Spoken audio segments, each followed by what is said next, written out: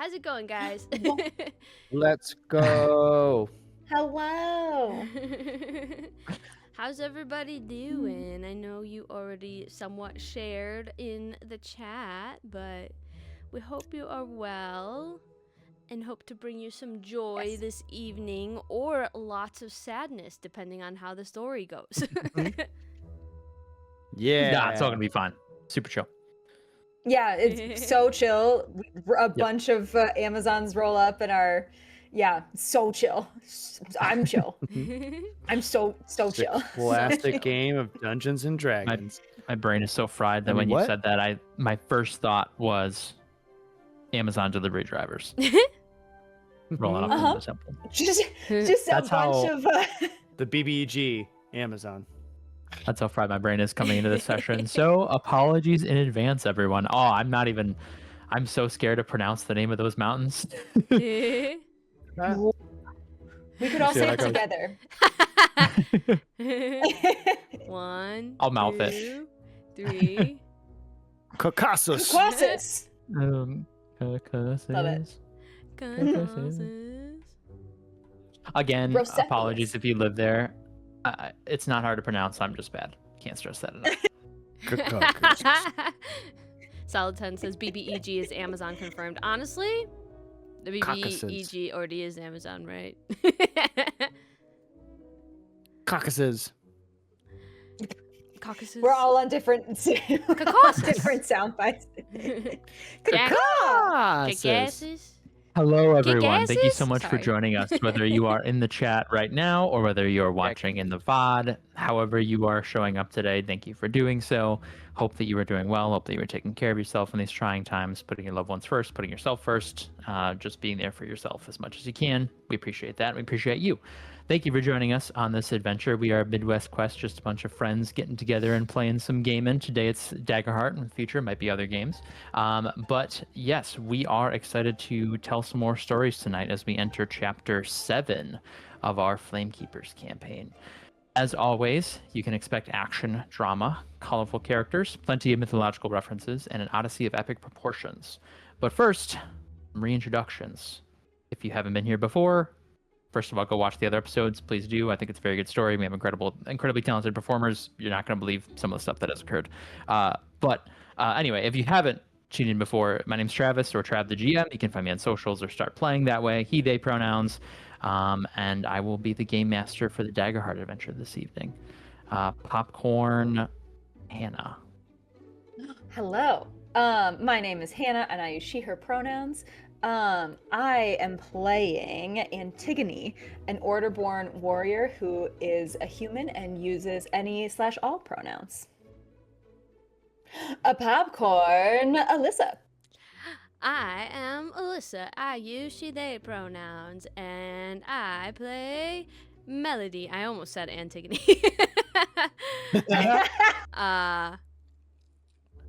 I play Melody, and she is a bard, a fawn-ish bard.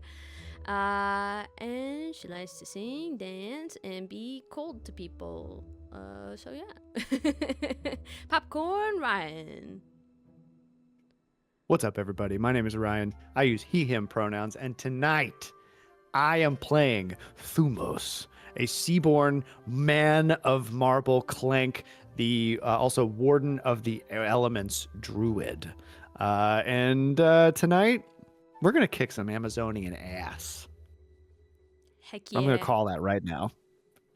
Watch Thumos die.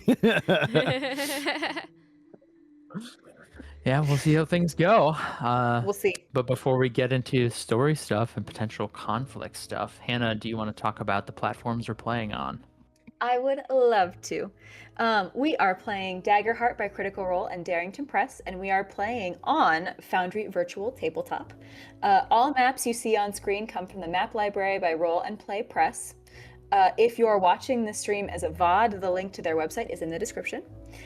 All background music and ambient sound effects come from Pocketbard. I should be looking at the camera. All player character art, stream overlays, and our logos were completed by the incredibly talented Alyssa. Thanks, Sam. Wow. Ugh, always blown away. Thank you, thank you. Additional art and images, have been sourced from Pixabay. We are enthusiastic supporters of the human component of art, and we have done our best to avoid AI-generated content in all facets of our project. Thank you. Thank you very much. Ryan, thank where can you. people find us? We are Midwest Quest official everywhere. YouTube, TikTok, Instagram, here on Twitch at Midwest Quest official. So follow us independently too if you want. Some of us have profiles that we want you to follow, some of us don't. So come follow us, or don't, or do, Or try. try to. Make Do it an whatever you ARG. want. You can certainly All right. try. Yeah. So some content warnings for tonight as well. Couple of things that might come up throughout this adventure tonight: blood, violence, PG-13 gore, magical enchantment, small dark spaces, traumatic flashbacks, familial separation and death in the family, love bombing and strained relationships, death in general and the afterlife, and ghosts, spirits, and undeath. So if any of those topics are triggering for you or troublesome in any way, feel free to take a step away. No worries. We'll still be here when you're ready. With that aside, I think it's time to get into our adventure tonight. Everybody ready? Do your vocal warm-ups. Caucasus. Is it Caucasus or is it Caucasus? Caucasus. Wait. I thought it was Caucasus. Caucasus. Wait, Caucasus. It's them Caucasus Mountains. The year is 399 BC. The Olympians have abandoned ancient Greece, and its people are suffering under the rule of a militant Spartan king. The only hero with the power and renown to overthrow him is dying. Telemachus, the immortal son of Odysseus, is fading from the realm. The flame of his heart is flickering with the failure of the golden flame, the source of magic that keeps him alive. To reignite the golden flame, 3 agents of an order called the Flamekeepers have been tasked with seeking out Prometheus, the titan who first brought fire to the mortals. The Flamekeepers are Melody, the bard, Antigone, the warrior, and Thumos, the druid. To free the titan from his eternal torment, they journey eastward across the Black Sea, toward the Caucasus Mountains. Go with that. Along the way, the group has slain a Hydra and liberated a village from its overzealous leader. They uncovered the secrets of a city of stone and protected the last Gorgon from an Amazon who would have slain her. They defended themselves from Chaonia, daughter of an Olympian and the Spartan king, and they spared her life in exchange for safe passage into the mountains. Throughout their travels, the party has encountered an increasing number of specters, spirits from the underworld that have grown restless without their primary overseer. Beyond the coastal city of White Shores, the adventurers found themselves in a temple dedicated to Hades, which Chaonia says could be a gateway to the underworld if they wish to access it. Melody, our bard, finds a staff atop the temple's main altar. She hears a familiar voice call out to her. Melody? Dad? Melody, how do you respond? Sorry, I didn't mean to step on your line there. Can we get that clean? Yep. After. Sorry, take one. Take again. Take over.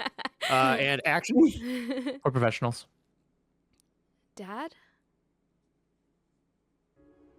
You hear it one more time. Melody. Father? Where are you?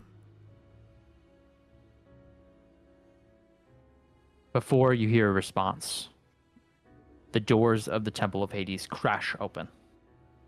And as previously described at the end of the episode, a dozen Amazon warriors, based on the garb, the appearance, the way they carry themselves, the way they resemble Penthesilea, the young Amazon we encountered previously, the young Amazon that we had to put to rest recently, barge into this temple, weapons brandished. And there's one specific Amazon that leads the rest. And I would love if somebody else could describe this person and give them a name. You got this, Hannah. Oh, okay. This person um, is so Antigone is quite large. She's a large person. And this person is even larger. So just a large femme presenting. I think that her hair is braided in one single braid, and it's like long and braided. Dark hair, and in like that kind of classic garb that is like that metal shifting like skirt kind of material almost around her legs. Super powerful super powerful legs, super toned, very clearly like this is a warrior in every sense of the word. She has very fierce features, very sharp features, just huge cheekbones, really intense like jaw, and dark eyes. And right now they are enraged, I would say. Yeah. Yeah. And her name is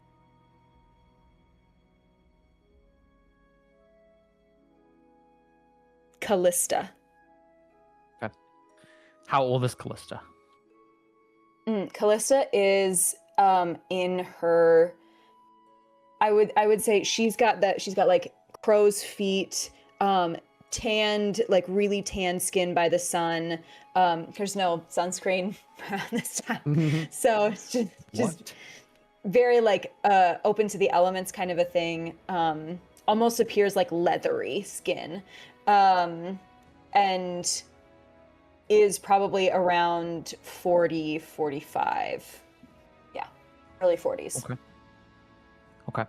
And finally, sorry to put you on the spot here, but I appreciate your contribution. What weapon does Callista wield, brandished towards Antigone?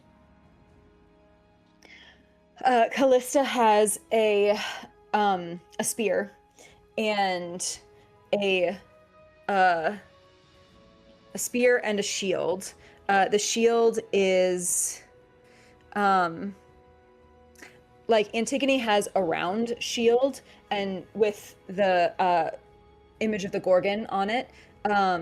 Callista has a shield that looks like a traditional kind of shield, right? It has like the 3 spikes and then the pointed end. I don't know if that's time period accurate, but that's what she's wielding. Yes. Okay. Shield held high, spear pointed towards Antigone. She says, "Warrior of Athens, keeper of flame, slayer of Amazons, your time has come." How does the party respond?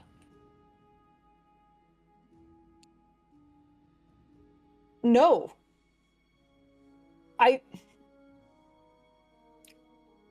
Please wait.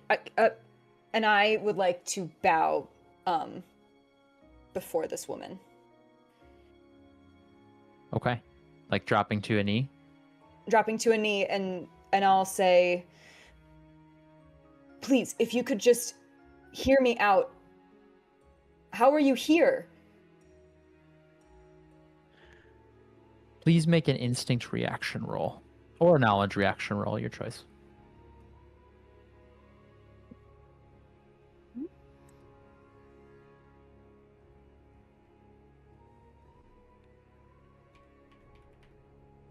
I'm so nervous. That is a 14 with fear. On a 14 with fear, she doesn't respond to your inquiry, but you do see ever so slightly her eyes flick over to the Amazon to her right. And on the belt of that Amazon, you see a familiar looking compass dangling from a chain. I think I look over at Thumos is right next to me. Compass. We have our compass? I checked to see if we have our compass. You do. And the make of it is near identical. They have one also.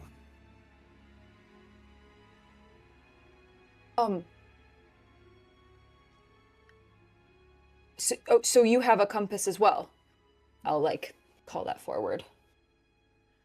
I did not come here to trade words, nor did I come here to make a bargain.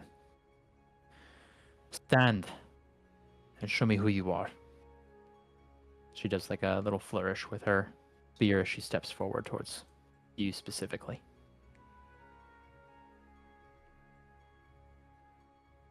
I will stand and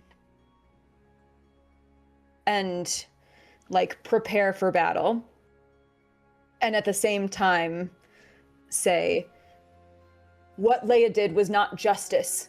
She was going to slay that creature for no reason, for no good reason. She takes the butt end of the spear and snaps it up and tries to hit you across the chin. Because it's going to be an attack.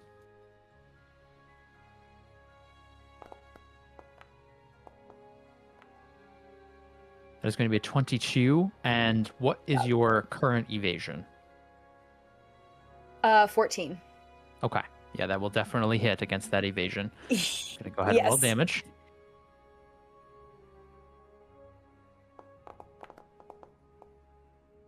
Right. Oh my Callista, that is 23 physical damage as in the midst of giving more words, trying to give more explanation, more nonviolent resolution in this moment, you are cracked across the chin with the end of the spear.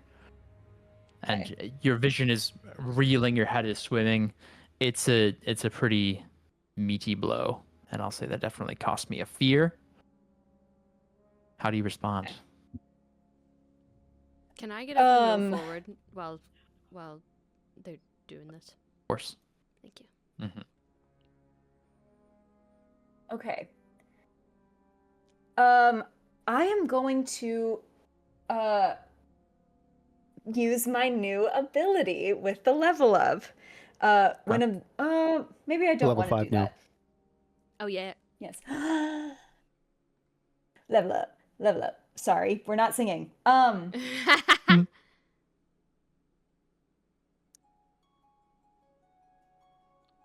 Level up. Actually, I'm not gonna do that. I don't think I need to know information about her currently. So, I think I'm just gonna kind of take a... Oh my gosh, I don't know. I think I'm kind of paralyzed. Let's lean into that, right? I think that Antigone's I don't want to fight you. I want to be part of. It's been my dream for so long to be one of you. Who are you? She says. My name is Don't Antigone. use words to speak.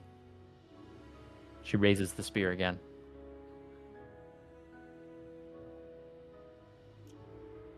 Dope.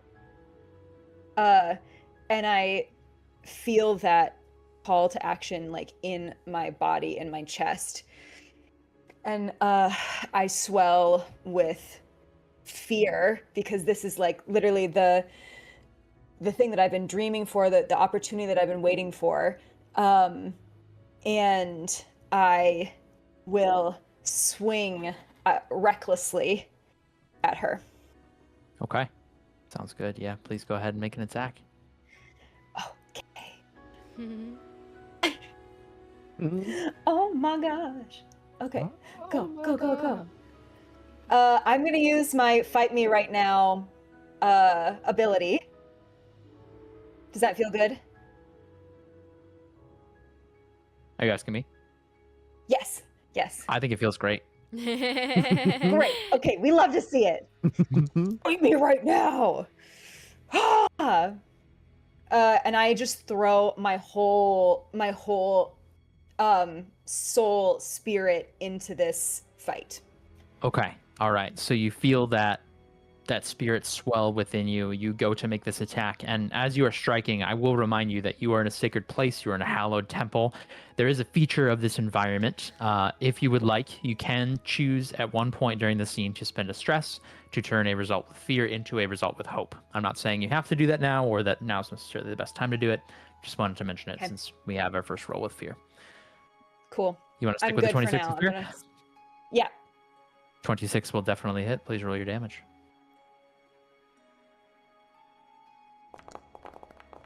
Come on, big money.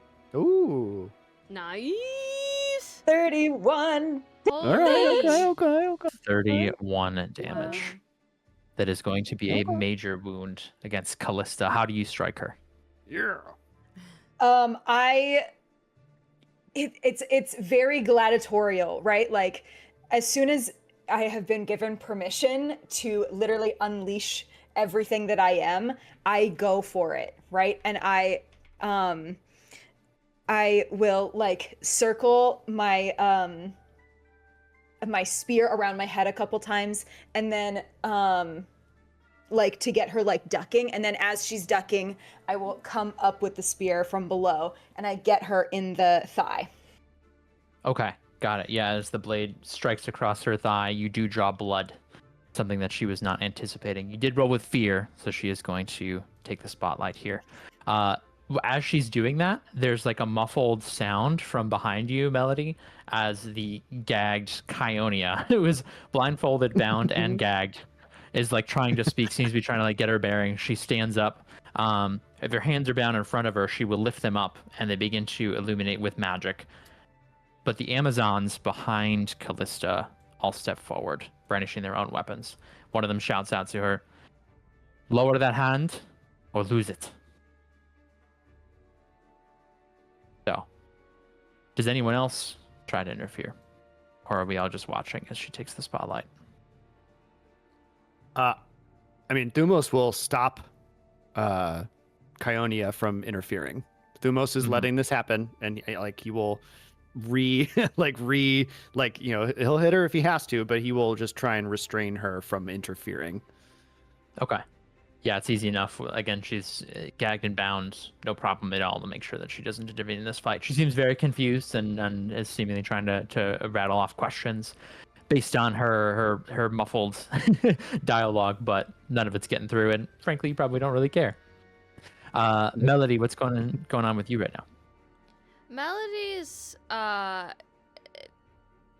she didn't realize at first when the Amazonians came in. She was sucked into hearing her father's voice, who is dead. So she didn't notice or didn't really snap out of it until she heard the crack of the the butt of the sword on Antigone's chin. And that's what made her turn around and step up. She's watching. She's understanding right now what the rules are.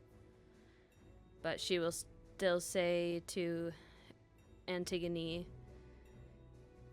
just say the word and we'll go down fighting. Thank you. So, returning back to Callista's turn here, she is going to go ahead and move up towards Antigone. She kind of ducks low beneath their next attack and is going to lunge up again with a spear. Going to make the roll again. Oh, no. That is a critical hit. Oh, no. The blade finds a gap in Antigone's armor and drives up through your side. It's going to be a lot of damage here. Can I use Arcane Deflection? Which is once per long rest, spend a hope to negate the damage of an attack targeting you or an ally within very close range. Or am I under the assumption that doing this will make it like everybody fighting? What would Melody do? I think she would. She'll wait. She said she would take Antigone's call on that. So.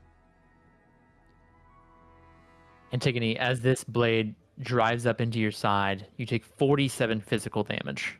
Oh my goodness. Mm-hmm. Oh my gosh. Okay, so I have the ability Get Back Up. When you take severe damage, you can mark a stress to reduce the severity by 1 threshold. So I will do that. Okay. So I mark a stress, and then I mark an armor slot. Yes. And that is the... No, that's 3 damage. So then I mark 1 HP, 2. Great. As the blade drives up into you and you utilize your armor, you utilize your fighting spirit, your energy here, your adrenaline surges, and for a moment you're not there in that temple of Hades. Where are you? I'm having this be an opportunity for Antigone to have a flashback to another fight perhaps that you've been in, or another traumatic experience that you've been through. What are you seeing before your eyes right now? Antigone is on, I think, on the training grounds. There was a period of time in Antigone's life where they were fully living incognito, right? Like born female, but very much like lives in that in-between world of non-binary, and also like is like very much like in basically on the training ground. Antigone was on the training ground, hiding their identity, hiding and just working off of the physicality, trusting in their body. And as I take that really intense hit to my side, I think back to the training ground where a mentor of mine, but not a kind person, not a kind man, but a general, like drilled into me and made me work like, and so much pain. So I think I'm back on those training grounds. I'm proving myself, and I'm just dirty, right? Dirty and like tired and sweaty, and like there's always that sense of you have to get back up. So I think that in this flashback, we're in the barracks, or like right outside of the barracks. There's a training ground area, and I am fighting in one-on-one combat with one of the older recruits, a real brute bully of a man, and the general is watching us and giving pointers, and like we are hemmed in, right? It is a circle, there's a circle around us, and this other person is bigger than me, stronger than me, but I have the spirit, right? And there's a moment where he cracks down on my back with, we're using wooden things to fight with, to train with, and the general asks the question, are you going to stay down, or are you going to get back up? And I get back up. You rise, recalling everything that you've been through. I will, if you have a stress, I'll let you clear it. Do you have any stress? I have 1 stress, yes. Yeah, I love that description. So you clear that stress, you rally yourself, you pick yourself back up to your feet.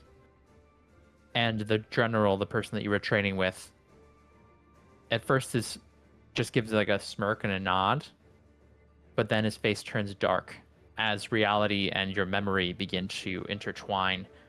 He raises the spear and brings it back down because Callista has the relentless feature. I'm going to spend a fear. She's going to attack again.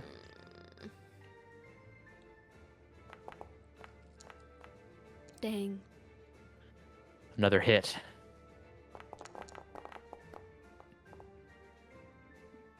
All right. Very low roll on this one. Only 7 damage on that one. Okay. That is minor damage, so I will just take the hit to the armor. My armor is looking messed up. Like, I think there's just like dents here and where she's been hitting, Callista's been hitting me. And I've been trying to absorb the blow, but it's starting to take a toll on my armor. Okay. She then is going to spend another fear because she has relentless 3. And is going to make one more attack as she moves away. So she does this like balletic twirl as she moves aside here with a 16 is going to hit again and is going to roll damage. Damn.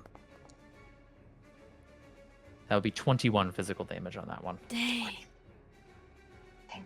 That is major damage for me, so my armor is entirely used up and I will take 1 physical damage. Wow, how does that affect your armor in the narrative? I think you just see it's starting to dent in and actually become more of a liability. So like I can't move in it as much as I should be able to. So I just shrug it off. And I'm fighting more. I'm more like in a wrestling stance now and a lot more exposed. Okay. As she backs away and makes some space, she sees that you are sort of like a creature with its back against the wall, you know, seeing that fury in your eyes, seeing that training, that fighting spirit come to the surface. She says, come show me a worthwhile introduction. And play returns to the players. Gladly. And I will hit her with my sword. Mm-hmm. Where are you moving? Oh. I am just... Okay. Oh, she's not in front of me anymore. Mm-hmm. Oh my gosh. I'm running after her. Okay. Yeah. Melody's gonna actually, let me be more lightly grab your forearm before you start running and say, "Are you certain?"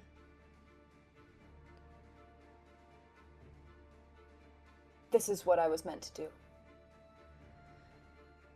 And I turn and I'm gonna be a little bit more, but but I also, I think, like, grasp your hand and like give it a squeeze before I turn away. And I'm gonna be a little bit more strategic and I'm gonna try and use it's not like actually cover, but I'm gonna try and like go behind the bench and come over top of it and then like back away a little bit. Yeah, I like that. I will give you advantage on the attack roll. Oh, okay. Where? Okay. Yes. This advantage. Oh. An 18 is a success, so it's a success with fear. Reminder, you can change it. Okay, cool. Okay. I think in this moment, like, without the armor on, and honestly feeling myself like be like scarred and like bruised and immediately just like, oh, this is a bad situation. I can feel the kind of sense of undeath that's around here. And I think I say a quick prayer. Please be with me in this moment. Okay. And I will mark that stress. Yeah, so that is a success. You can roll your damage. Okay, cool. I'm so nervous. I'm so nervous. Go. 26. That would be major damage, but she is going to mark a stress and use her uncanny reflexes to halve the damage. So she's going to make it a minor wound. So as you toss up you actually pick up the pew with your strength and throw it at her. It actually like throws her off balance. And you are able to leap in there and just get a quick cut in with your blade. But she moves so quickly, you barely graze her. It was a success with hope, so it's still the player's turn. Dope. Are y'all okay with me just stealing the spotlight and just keep wailing on her? Go ahead. This is your show. Okay. Okay. Here we go. And I don't think I actually used Reckless before, but I will now do Reckless to mark a stress, gain advantage on an attack. So we're gonna mark that stress. Boop, boop, boop, boop, boop. Advantage. Ow. Bro. 10 with fear is a failure. As you bring your hand up, she actually drops her spear so she can grab your wrist and stop the blade midair. And she's going to jump up and she's going to headbutt you with a with her helmet. Okay. Let's go ahead and make that attack roll here. Damn. Another hit.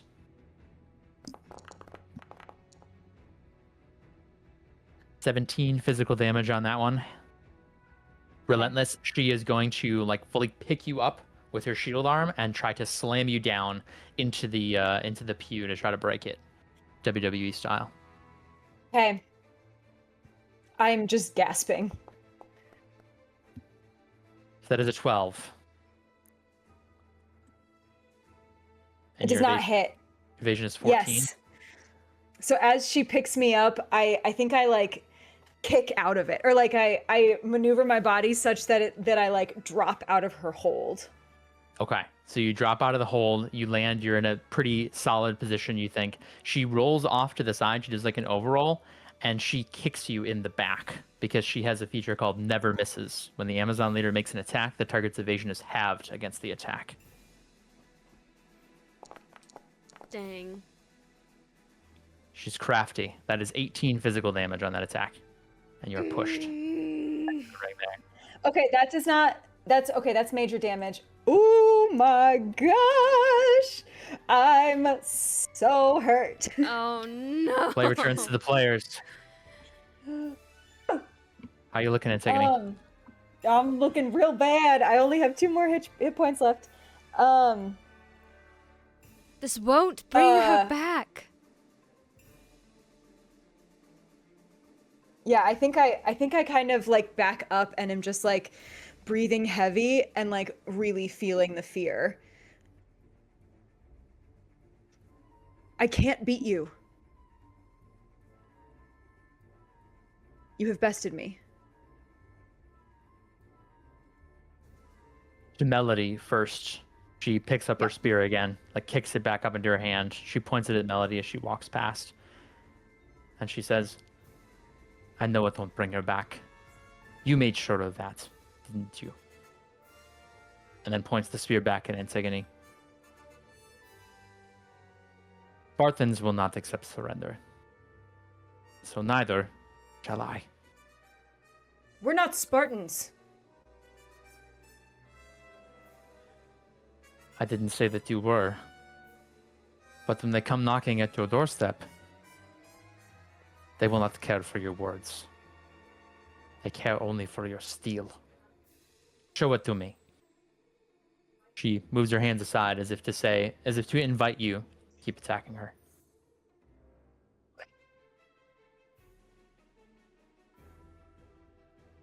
What do I do? Okay, I'm going to try and be a little bit smarter about this, and I will now do my Know Thy Enemy ability.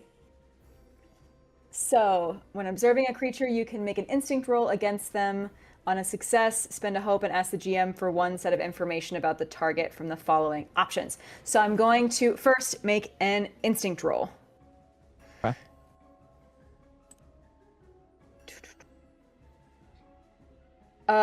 New ability, so thank you for walking me through it. Yes, definitely something that I'm still thinking through. I think I'm going to use the "this is not justice," like, because I think I'm feeling that right now. I'm feeling that like, are you gonna kill me? Like this kind of like, again, this desperation of like, I need to defend myself, and like, I'm not sure, I don't know what's going on, and other than I don't think that she wants to kill me. But oh no, I'm not gonna do that. No, I'm not gonna do that. Bah, bah, bah, bah, bah, bah. We're already there. Oh, rolling. Okay. 16 with hope is not going to be enough against your difficulty. Can we help at all? Or is that considered helping? Like if I say something. What do you want to say?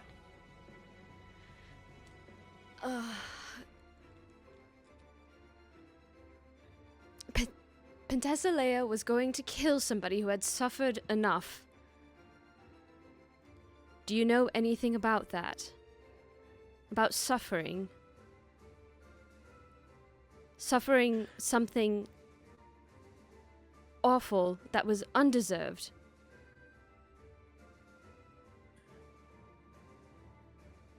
I know suffering more than you could ever possibly know. While she is saying that, that distracts her enough that yes, you do grant advantage to this instinct roll. Please go ahead and roll a d6. Me or Hannah? Where? You, please. Me, okay. Where's the dice? Sorry, everything's super transparent on my screen for streaming purposes. Trying to find things. Okay, roll. 3. That becomes a 18 with hope, which is a success with hope. Awesome. Okay. So I'm kind of just like defending and just watching her. I've got my sword like raised, but I'm just like studying her. On a success, spend a hope, which I will do now. And ask the GM for one set of information about the target from the following options. Their unmarked hit points and stress, their difficulty and damage threshold, their tactics and standard attack damage dice, their features and experiences. I think I'd like to know how many unmarked hit points she has and how much stress she has. Unmarked hit points, 9. Unmarked stress, 5. Okay. Additionally, on a success, you can mark a stress to remove a fear from the GM's fear pool, which I will do. Okay, all right. So with Melody's assistance here, the situation gets a little less fearful. A little, because you realize that Callista is still standing strong, is very stalwart, has gotten in a couple of very heavy hits against you, and you're already worn down from a long, long journey here. This is a very experienced warrior. You might be out of your depth here, but she is still inviting you to attack. What do you do?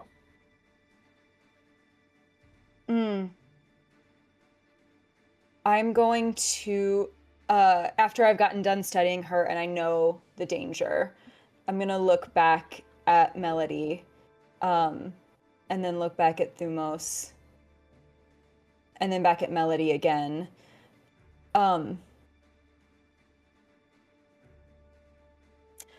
Please don't try to stop me. And I'm gonna attack her again. Okay. Damn.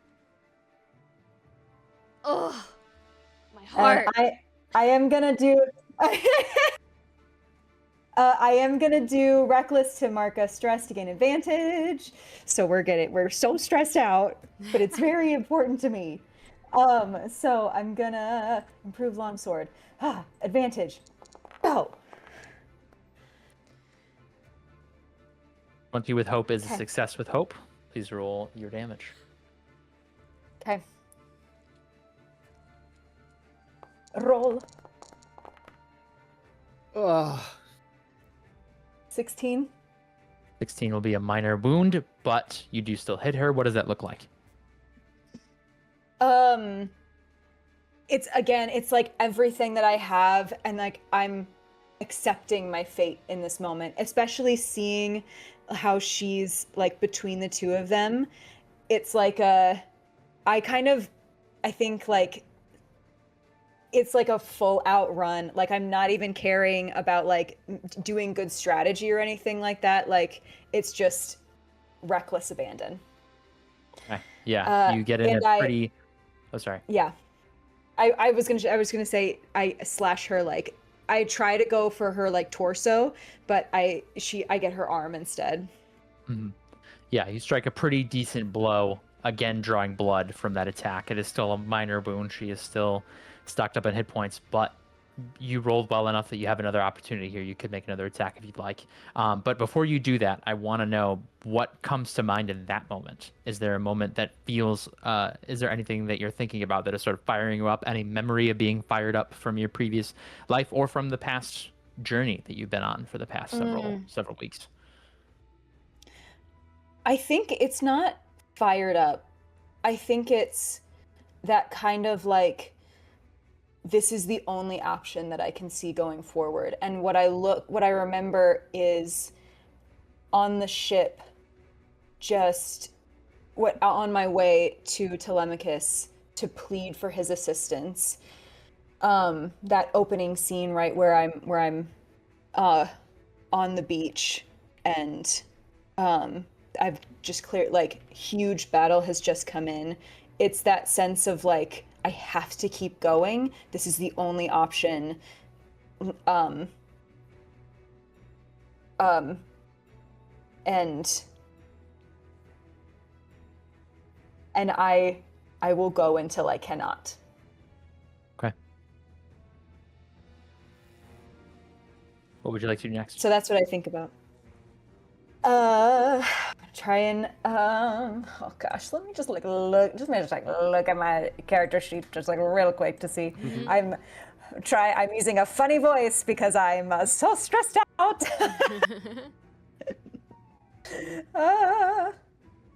Told y'all this was gonna be a chill episode.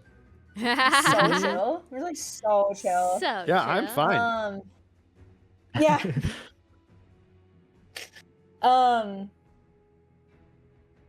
Gosh, I think oh my gosh, I have all of these things, girl. I am going to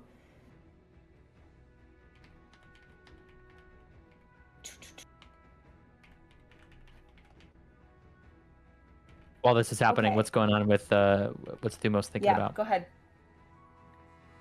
Thumos is definitely thinking, don't interfere, not just because he wants this for Antigone. Like, he wants Antigone to have their moment of being able to show that they can do what they want to do and do it well.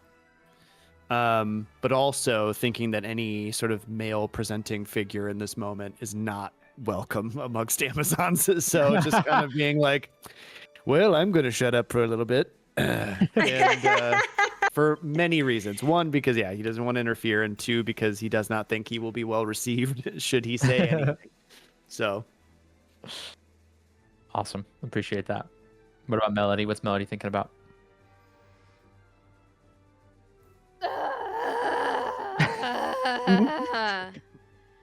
That is Okay, what's Antigone doing?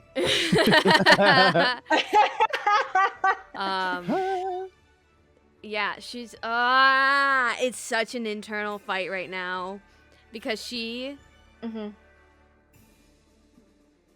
especially being in this moment We just reminded- kissed.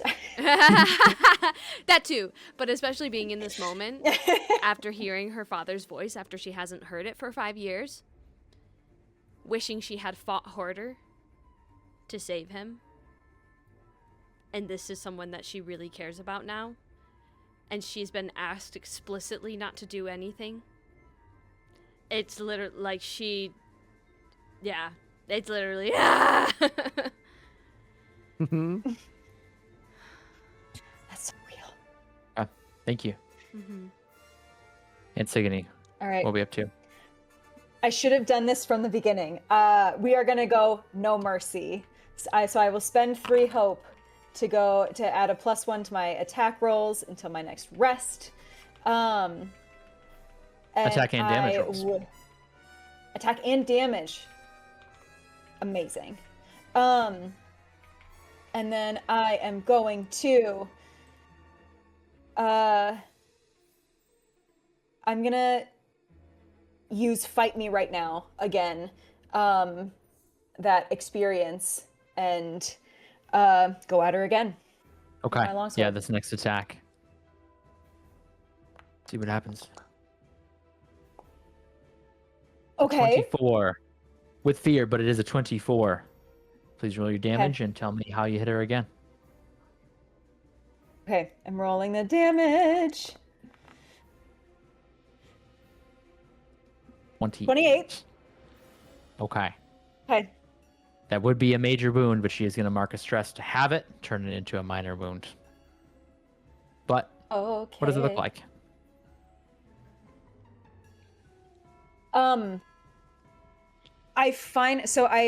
I start like really trying to maneuver, and I think it's the kind of you go high, I go low, and I like look at Thumos while I'm doing it, and I will slash her up across the torso. Okay. Sounds good. So you take the blade and you slash her across the torso, and it's a pretty meaty hit. She's got these uncanny reflexes, but you do strike her torso for the first time, finding those gaps in the armor, sending her reeling. She does move back a little bit at that. She spits out some blood, and then she makes direct eye contact with you. She says, "This is not for Leia. This is for you." She's going to go ahead and make another attack here as she takes the spotlight.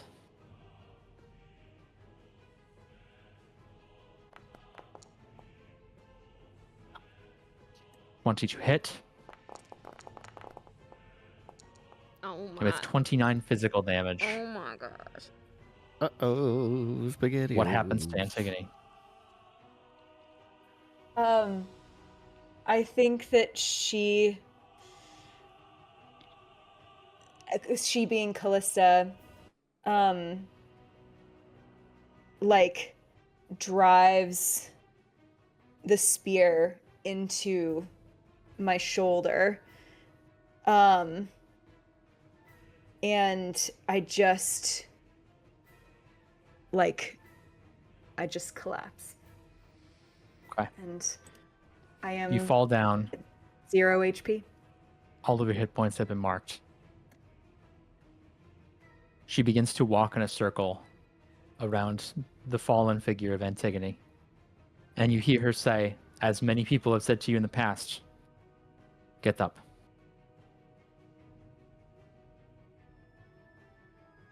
You have a choice to make. You now get to make a death move. You can either choose to avoid death, which is where you can't be hit anymore. Your character will survive this scene, and you will stay down. But you might get a scar when you come back to consciousness. You can choose to go out in a blaze of glory, where you do something that automatically critically succeeds, and then your character does die. You can risk it all, where you roll both your hope and fear dice, and if your hope die rolls higher, you get back up, and you clear hit points and stress equal to the value of the hope die. If the fear die is higher, your character dies. Oh my gosh. Oh.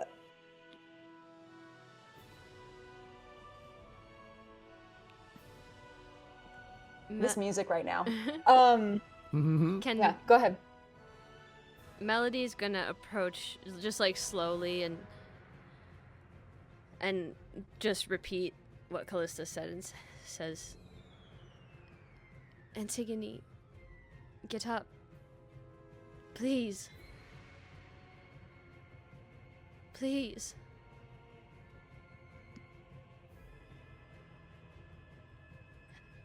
Okay. Can I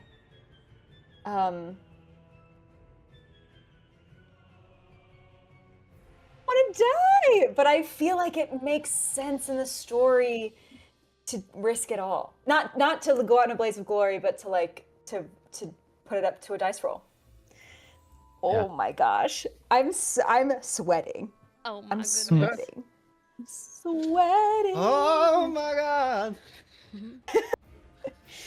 I feel like that makes sense. I feel like that makes the most sense for me right now.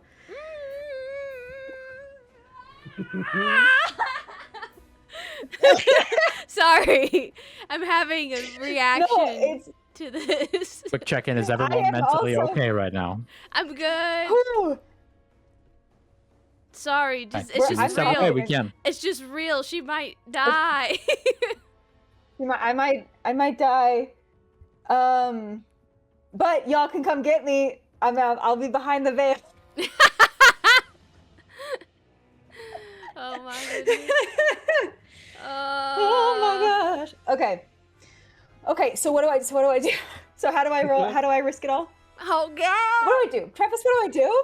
I Travis, don't what do know I do? how to do it on Foundry. Does it give you an option to do a death move? Okay.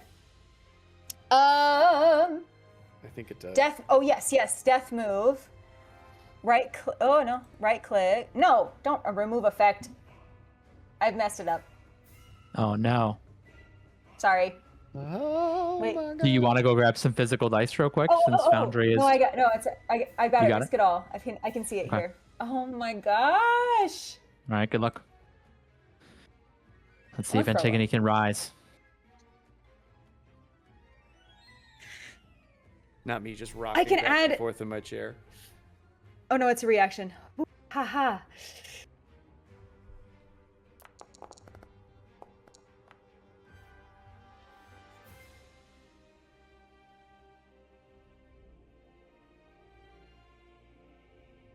Antigone does not rise. Your last view in this moment is of Melody before your eyes close. Consciousness leaves you. The Temple of Hades goes silent.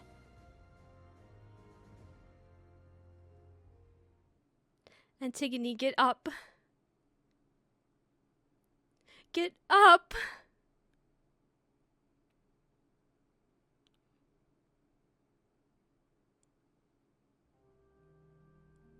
Melody's gonna walk over and just kneel over Antigone's body and sob. Thumos, there's got to be something we can do. Where is the staff? Where is it? I probably left it up at the altar. I go grab it, and Thumos finally touches it. He was purposefully not touching it before, and he grabs it. Okay. You run up to the staff there, which is this wooden shepherd's cane. You grab it, and you have a vision of someone you have lost before. Can you please tell me what that vision is?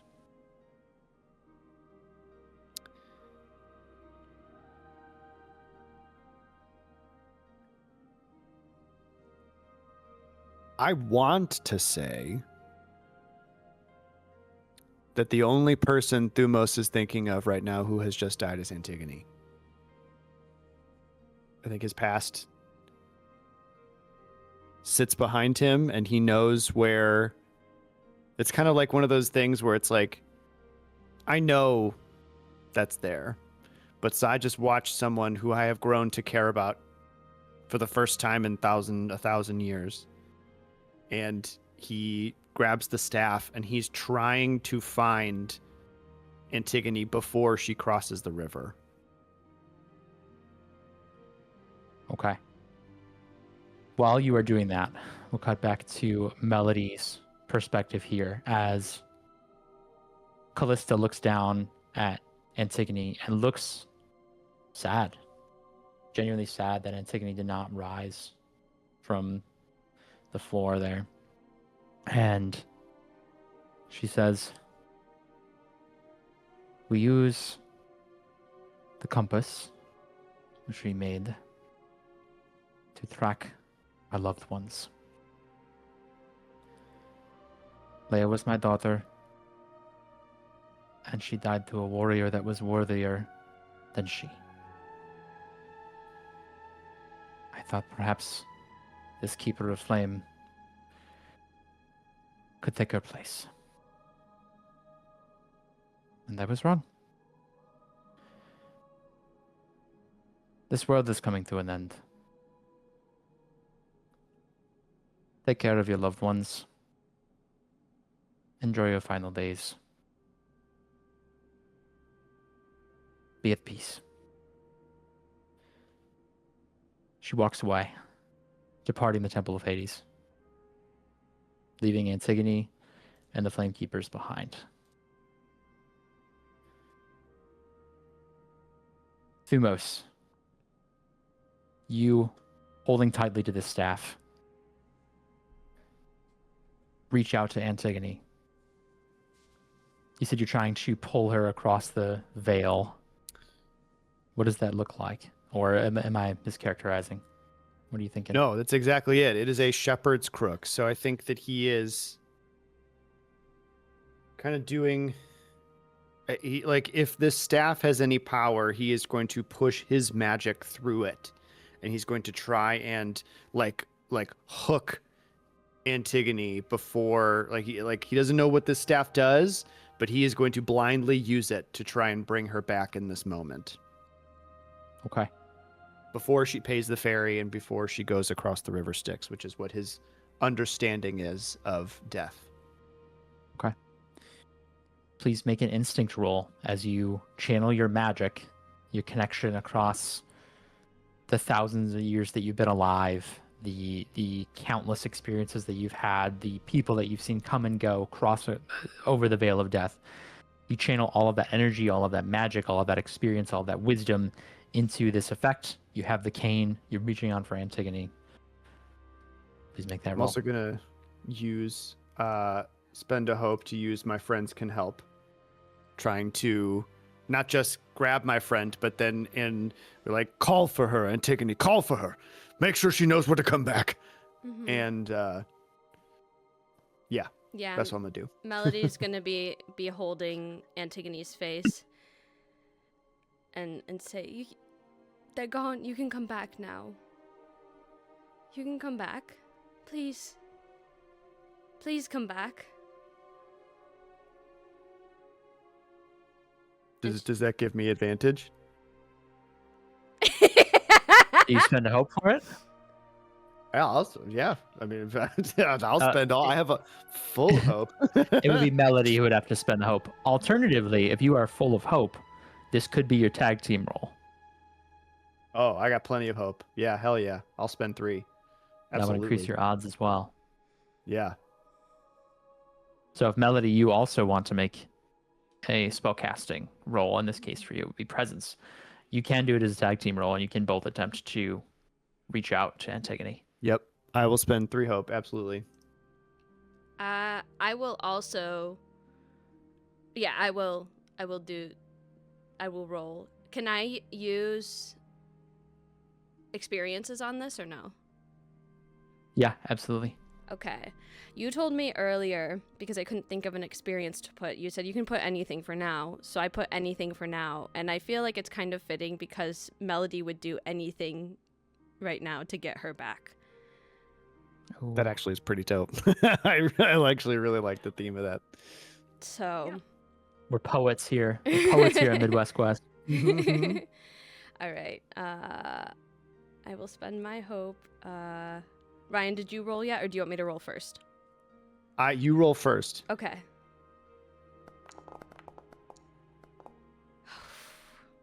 Okay. Okay.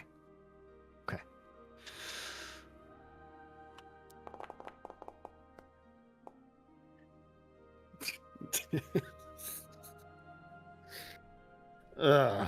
Which result would we like to take? Well, not mine. Can I change mine to hope? So it's Yeah. a 15 with hope. Thank you. Okay. So It becomes a 15 with hope, so I don't gain any fear, and you both gain a hope. You call out to your friend, your recently deceased friend, someone you could try to maybe save in this moment. You reach out with a staff. And at first, there's silence. There's nothing. There's just that calm that I described previously when you first entered this temple. The vision of Antigone is there, and it grows dimmer, darker, more distant, until there's a rumbling in the foundations of this temple. Stones around you begin to crack and crumble. The bricks of this ancient temple begin to fall, begin to crush inward, falling upon our party. Thumos, you feel the shepherd's cane pulling you back to the altar. You move as if to go, just out of instinct to save your own life, but the shepherd's cane is keeping you at the altar. Do you leave it behind, or do you stay and hold tight? I think I stay and hold tight. Melody, what do you do if you see Thumos not moving from his position in this collapsing building?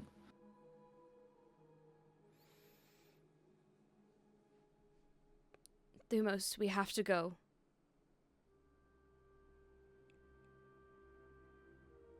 We have to go. Help No. me. And she's gonna try to. No, she's here. We can save her. No!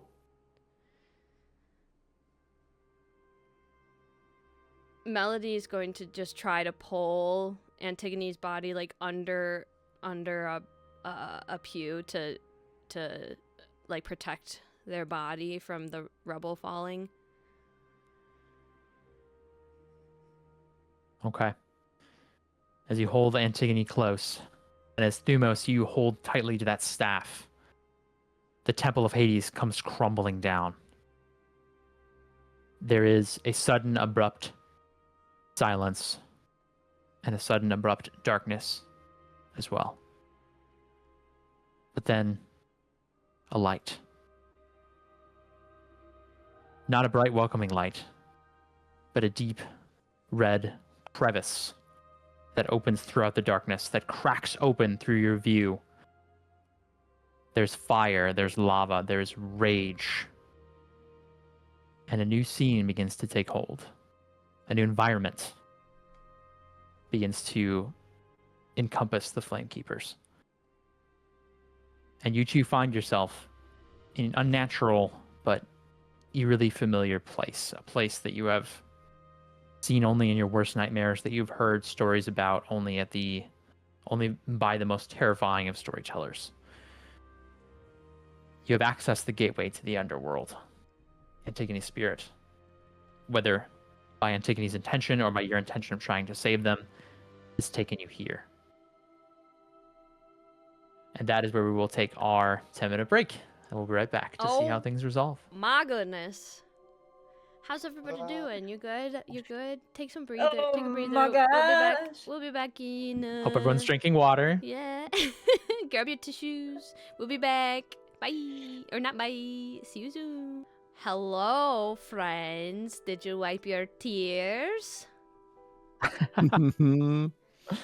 Did you hug Did you your stop cutting onions? hug your mother? Did you confess your love to the person that you love but you haven't told yet?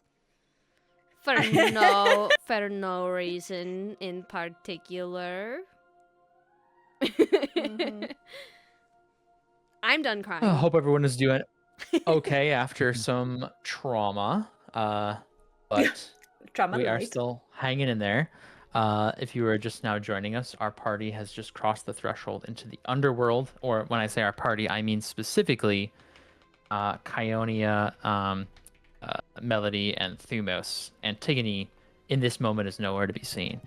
As our party kind of comes to their senses, they get used to their surroundings. Again, there's fire, there's light, there's rage all around us. And this crevice that is split open in the middle of this scene here, leading toward us, the ground is like sort of cracking. It's this like cragged volcanic rock that has become visible to our party.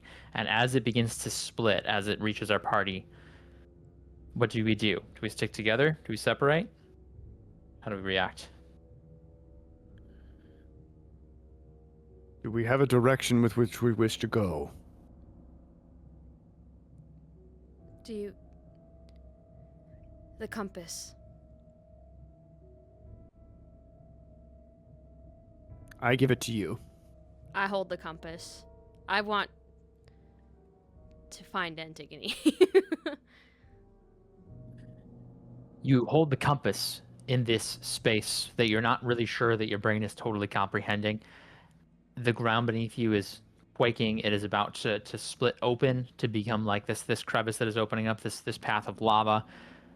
And the compass is pointing forward. Confusingly enough, it's pointing essentially where the crack is coming from. Like where it's originating. I Okay. can carry us all, and we can fly.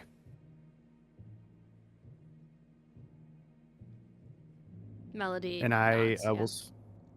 I will spend a stress to turn into a great winged beast, and I will turn into just a giant eagle, a giant golden eagle.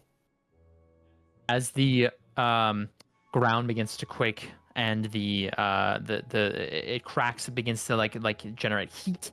It begins to become a very hostile and volatile environment. You, Thumos, transform into a majestic marble eagle, a statue come to life, and you expand your wingspan.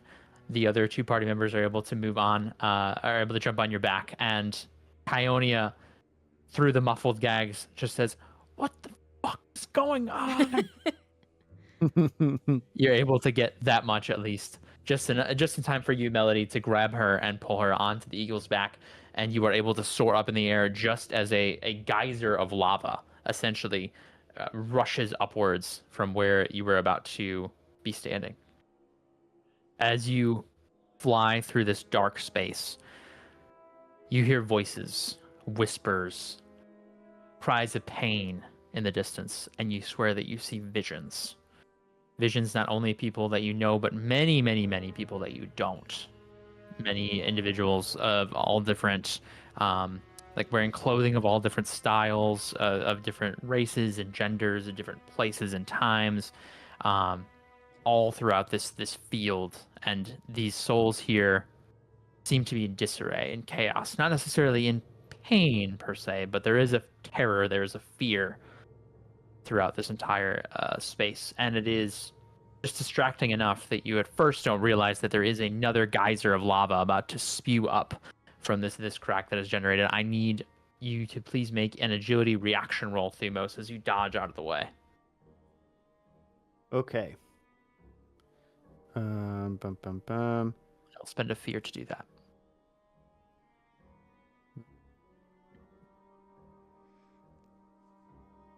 Receive, distract, locate. Okay. And then... I'm sorry, what agility you said? Yes, please. Okay. Okay.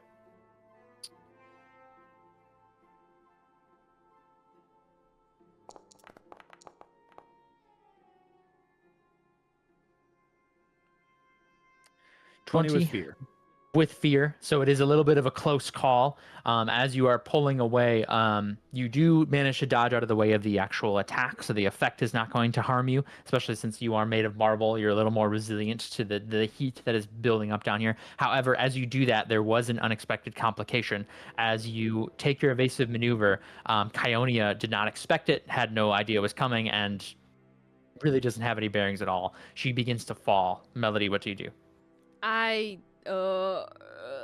try to grab onto Thumos. How far is she falling? I just want to use, you know what, Flavor? I'm using my whip to wrap around her and pull her. Please make an attack roll. No, I don't want to hurt her. But... Well, this is just to make sure. This is just to see if you can hit. You're not going to deal damage. Okay.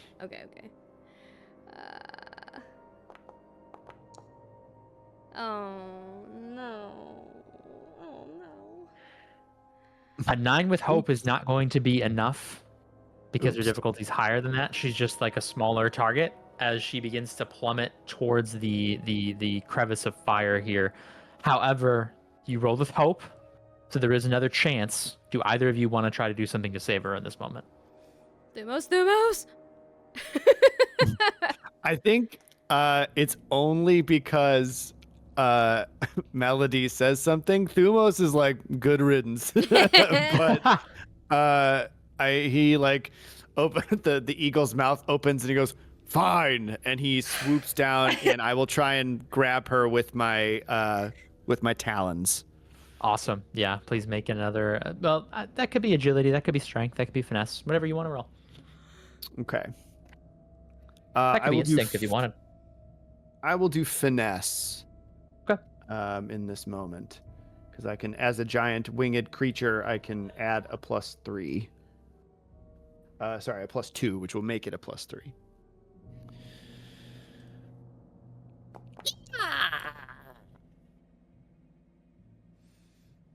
19 with hope. Ooh, close call there as you swoop down and in your talons catch the Princess of Sparta and stop her from plummeting into a lava river, which most certainly would have been fatal. Thumos like kind of squeezes her and again opens his beak.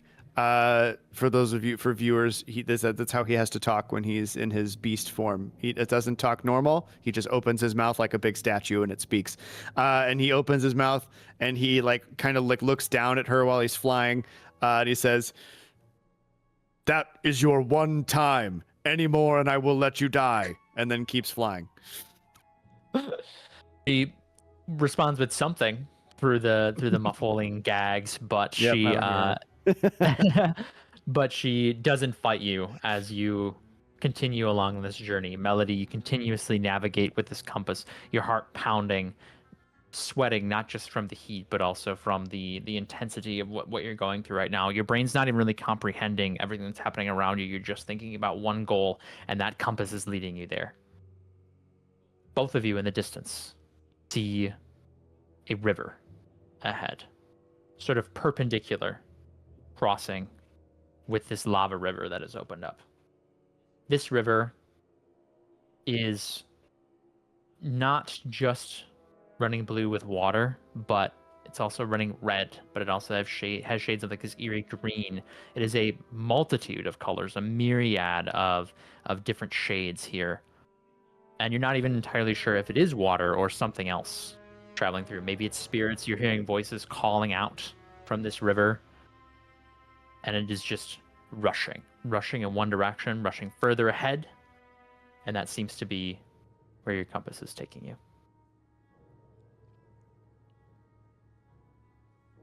We Keep go, going. unless Antigone tells me to stop. Yeah. Or, sorry, Melody tells me to stop. You move further ahead.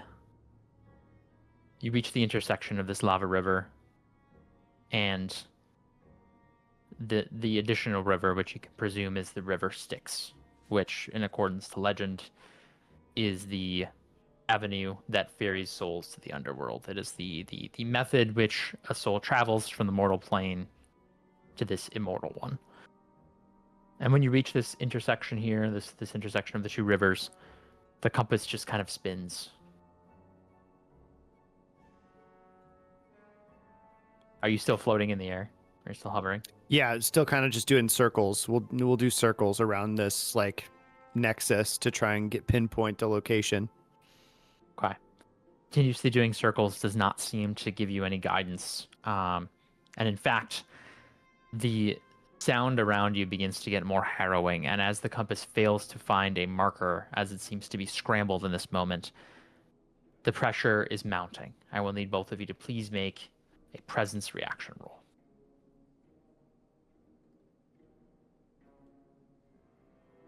Uh-oh.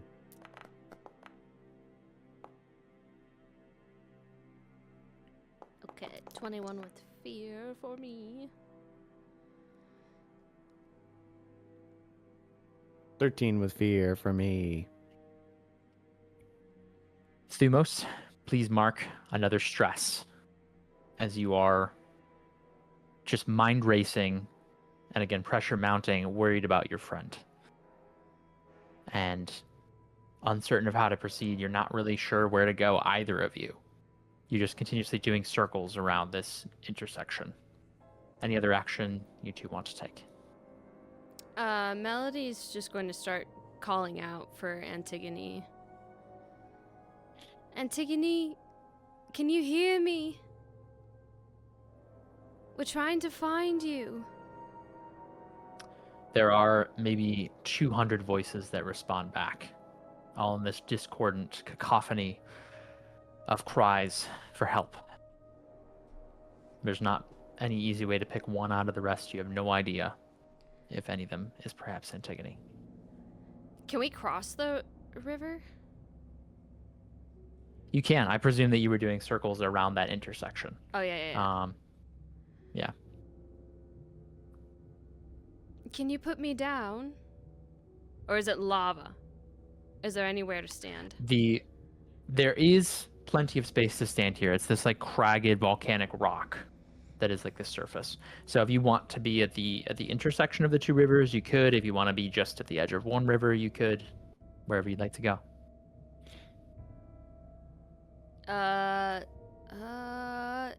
Probably not. Probably for all four, right? What? At the intersection of all four, just kind of on a side. Yeah. Like at one of the four corners of where the two rivers meet, just pick one and we'll land there. Mm-hmm. Okay. The two of you have a landing. I was going to say have a seat, but that's not quite right. You land at the intersection of the two rivers, and as you get closer, you do see that the liquid that would normally be making a river in this case, for the river Styx, is indeed spirits, specters of not just humans, but also other creatures, animals, insects, things that you don't even comprehend from other planes of existences, all sort of funneling, just echoes of them. You see a face, you see a hand reaching out, grasping for you. You're just seeing this unrelenting, just mirage, this merge of these different spirits, all of them being pulled off in the direction deeper into the underworld. The compass is spinning, and it spins faster and faster until the needle just becomes a blur in your hand and the ground begins to rumble. Again, there's like an earthquake, like the ground is about to give way. And before you even have a chance to react, it does. Directly in front of you, you're able to just barely take a step off, but you're mostly thrown back as the ground erupts in front of you. And from the earth, from this cragged volcanic rock, emerges the head of a dog, a head of a ferocious beast, a monstrous dog head with these glowing red eyes and a mouth like a furnace, spewing flame, aimed directly for our party. I'm going to go ahead and set up our next scene here. Wow. Add our characters in.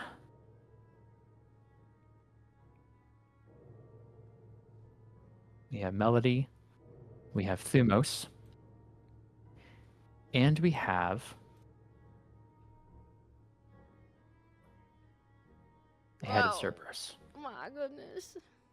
Move you guys more towards the center here. Oh my gosh.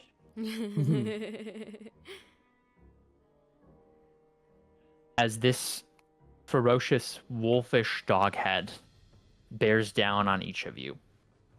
Again, its body is mostly concealed in the lava, but its one head is peeking out, and it gives this vicious roar that sounds not only like the howl of a wolf, but also the roar of like a beast, like something much more primal. But also there is the sound of flickering flame and crackling embers mixed in with it. There's this extreme heat that comes off of its breath. It seems that this creature wants to challenge you for the right to be here. And the Flamekeepers are that creature that I described before, with their backs against the wall, down a member, Do we have what it takes?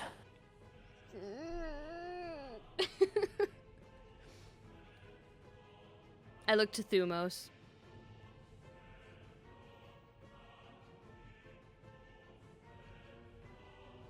Antigone.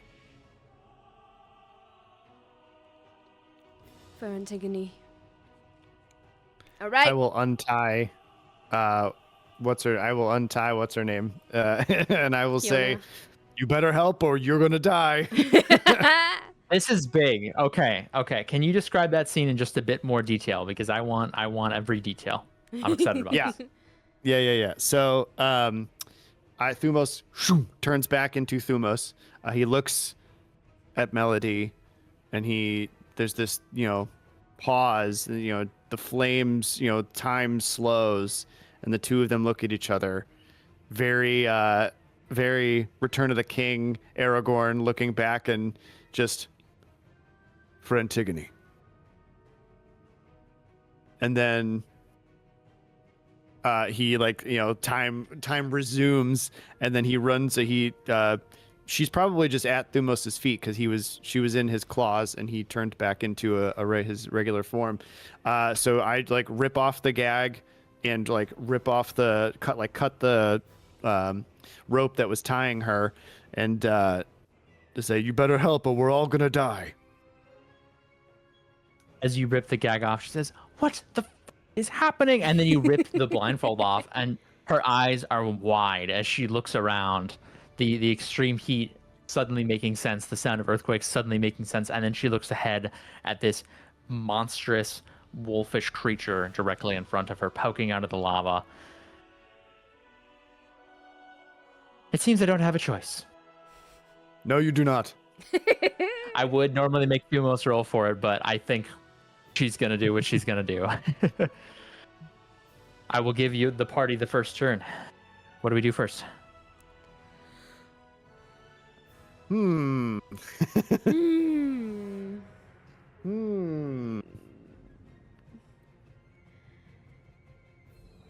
I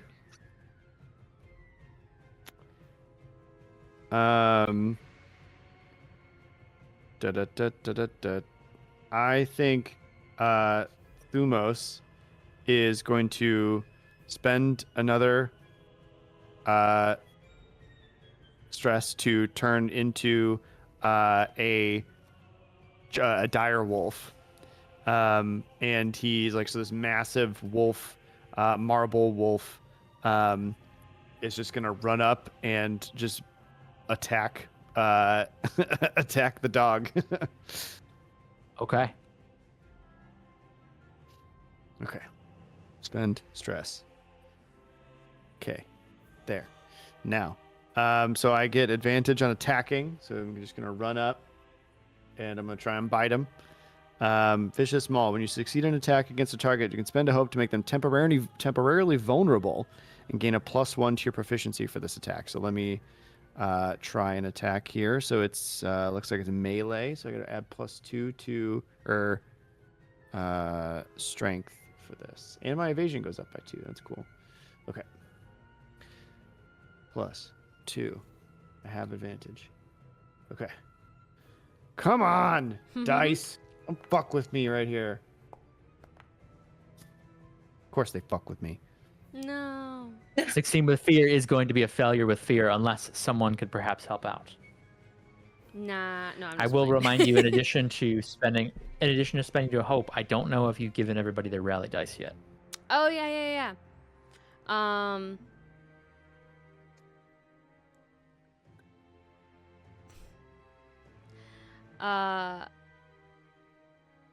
Sorry. So my rally changes at level 5.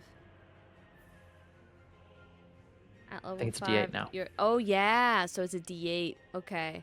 You're all power. Nothing can stop you now. The, You're rolling an average of 1 higher.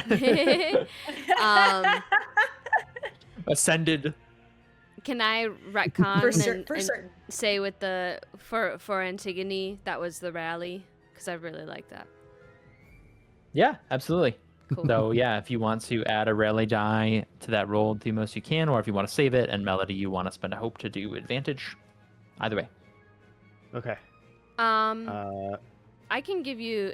Yeah, I'll spend a hope to give you advantage. Unless do you I already have? had advantage, so I Okay, will try never and mind. use my my rally die. Come on. Hey, so that's a 21. Nice. 21 will hit. Yeah, it's more than 20. Thank 23, actually. goodness. The 23. Yeah, there we go. I can't do Yeah. math. Don't ask me to do math, chat. Come on now. Come on, Wing. We got a lot going on right Come now. on, Win. There's no pressure. Yeah, Actually, there's too much pressure. I'm fighting Cerberus here. Jeez. Okay, so okay, so I will spend a hope because I have some to spend to make them temporarily vulnerable, and so I get a +1 to my proficiency, which puts that to a 4, and so I will do 4d12 plus 8 on this damage. Big. Wow. Oh. 1, 2, 3, 4. And he is vulnerable. Roll.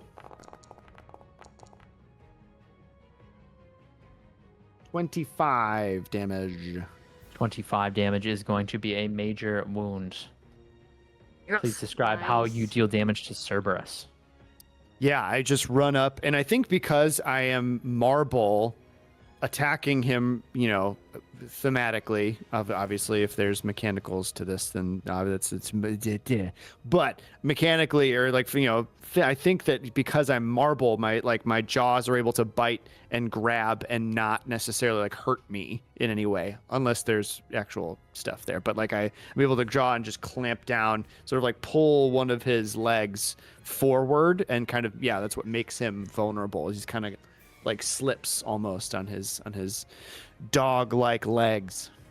Yeah, well, right now he's like literally like swimming in the molten rock, so it's mostly like just his head that's above the surface, Oh, but you okay. are able to Yeah. grab like the scruff essentially of his neck and Yeah. pull him down, I'm and just that's how trying you're to. able to make him vulnerable. I'm the alpha doggy right So- now. Vulnerable, for reference, Oh. Melody, that means that he is vulnerable to attacks. You have advantage on all of your attack rolls against him. Oh yay. Okay. He is going to bark and thrash and take the spotlight, because even though it was a success with fear. So he's going to go ahead and make his bite attack back in return. These flaming jaws come thundering down and bite that was around almost a 2. Thumos for a 25 to hit. That will be Yeah, that'll hit. 22 physical damage. What does that look like? Oof. So it's a major damage. So I will mark an armor slot to turn that into a minor damage and take 1 HP. Mark 1 HP. Awesome. So not too bad, despite the circumstances. You are able to maybe just slip out of the jaws just as they begin to tighten, just as the marble begins to crack ever so slightly. You dodge out of the way. He is going to go ahead and spend a fear and make another attack, because he does also have the relentless feature, and is going to move towards the second target here, Melody, and is going to go ahead and make a bite attack as well. He's sort of like carving his way through this rock. The rock like gives way to where Cerberus's head moves. And he's going to go ahead and make an attack. Oh my god. 26 Are these dice? hit. Oh my gosh. I don't think you. It's real tonight, y'all. It is real. 29 physical damage. Oh. So if it's severe, you said it doesn't get like it doesn't matter. It's just severe, right? It doesn't matter how far past severe it is, right? Correct. Yeah, there is an optional rule for massive damage, but we're not using it for this campaign. Okay. I'm going to use one of my armor slots.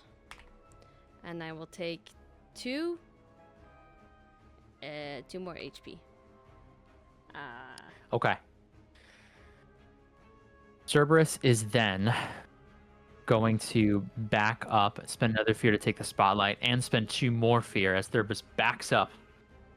And with a roar, there is this inferno that comes blazing through his jaws at all 3 of you. And I need all 3 of you to make an agility reaction roll, please.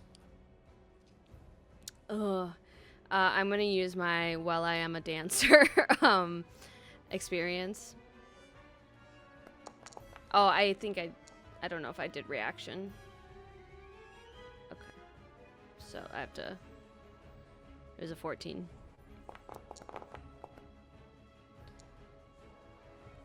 I think there was a What? joke earlier about a TPK. I don't think it's a joke anymore. That will be Foundry just hates me. I think that's what the 22 magic damage to each of you, and to Kionia as well. All right, I will use my last armor slot, and I take 2 more HP. And Oops, nope, not 21. How's Melody looking? I have 1 HP left. Oh no. Okay. So yes, your skin is boiling in this hostile place. This is you fought a Hydra, and this is probably the scariest thing you've ever done. Even besting out that near-death experience. This is intense, but you keep in mind whom you are doing this for, why you are fighting. Play returns to the players. Do I have a health potion? I don't think I have a health potion. Fuck. Ionia, do something! I'm still trying to wrap my head around, to be honest, but I'll do what I can. And she begins to conjure this icy magic in her hands. Do you want her to take an action next, or do you want Melody to? I'll let you guys choose when she acts. I'm trying to figure out if I have something that can heal me. So Gifted maybe Kionia can go? Performer. Or do you want to be healed before she goes? Just in case it leads back to Cerberus. Cerberus. Yeah. I'm gonna play relaxing song so me and all allies within close range clear a hit point. Oh, nice. What relaxing song do you play in hell? It's a somber, sad song that I wrote when my dad died. But Okay. yeah. You kind of hum this tune to Don't yourself worry. before breaking out in a couple of bars, and the party feels your sorrow, but also is reminded of the kinship that you have built up, or in Kionia's case, the reluctant acquaintanceship. And you feel rallied. Do you want to take an action on your turn as well, or is that all you want to do? I would like to.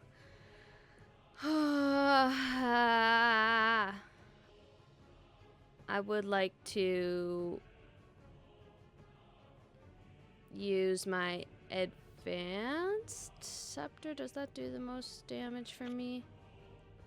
So you don't have the advanced scepter. I put it in your inventory in case you took the staff. I forgot to point that out. Thumos, you have the advanced dual staff in your inventory since you took the staff. If you gave it to Melody, then it would be the advanced scepter. Basically, I wanted it to work with your stats, whatever they are. I probably would have given it, well, yeah, before I turned into in case we needed it, I would have given it to Melody while I was flying. Before. Okay, yeah. If that's the case, then yes, Melody, you do have the advanced scepter. It also has an additional feature. If you click on it, you'll be able to see what it does, in addition to being an advanced scepter. Oh. My first homebrew magic item. Woo! Hold on, I'm trying to read it. Read it out loud. Should I? Is that fine? Is it this Up to you, yeah. Echoes of Death? This weapon conjures echoes of the underworld. When you force a creature to mark a hit point with an attack with this weapon, you can force the target to mark 1 stress instead of marking 1 hit point. Okay. Cool. Okay. I will. Is it versatile attack? That's the attack that I do. Versatile is when it's within melee. Regular attack is distant. Okay. I am going to roll to hit with that. Please, for Antigone. 18 with hope is a success. Woo! Okay. Rolling damage, please. 17 is a minor wound, so it'll be 1 hit point. Do you want it to be 1 hit point or 1 stress? Can you tell me what the benefits of a stress would be versus a hit point? So a lot of creatures have abilities that use their stress, much like you do. So if a creature is using stress to do damage to you guys, to do like big moves, then it's a good idea to focus down their stress so they don't have that resource anymore. And then they'll also take damage if they try to like use abilities that cost stress, or if other people make them mark stress. So that is a tactic to taking down this creature. I will say that this creature specifically, I've only used fear. I've not used any stress yet for any abilities. Okay. Then I will do regular HP. Got it. That is a minor wound to Cerberus. What does that look like as you use the staff for the first time? I think it looks like a spirit kind of comes out of this scepter at like full force and like almost like claws into and scrapes past I keep wanting to say Cerberus. Cerberus Snape. Yeah, and I love leaves. Cerberus on Apple TV Plus.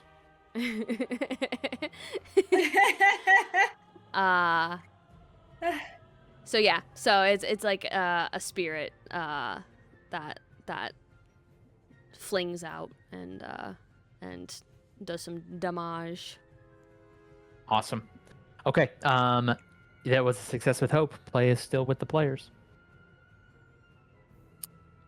I want Kionia to hit this thing with that ice ball that she did to us, which hurt a lot. So, that'd be great. Okay. Kionia is going to step forward, and I don't usually use adversaries in this way, so it's going to be a little rule of cool here. I'm basically just going to roll it like a regular attack as she casts her magic ability granted to her by her mother, the Olympian Demeter, who I mistakenly said was the goddess of winter. It's not necessarily the case. She's the goddess of seasons and the harvest. But apologies, mistakes happen. I'm so Hades-brained. I think she will mark a stress. This normally doesn't work this way, but I think she's going to mark a stress and use an experience. So rather than use a fear to do it, she's marking a stress since she's an ally. Kinda. 16 is not going to be enough to hit unless. I'll spend a hope. She gets to roll with advantage. We're spending hope to help Kionia. Wow. What does Theos do? I am kind of like, I'm like running and trying to distract it. I'm like, I'm trying to distract him. It's just an open mouth going. Bah, bah, bah, Yes, bah, bah, bah. yeah, that's true. It doesn't move more than once. It goes ruff, ruff, ruff, woof, woof, woof, woof.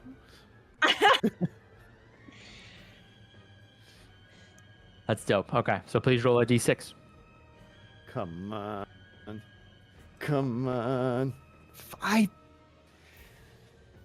That's not enough. Can I help? God, Foundry You can. hates me. If you want to replace the d6, you can. Okay. I spend a hope to do that, correct? Yep. All right.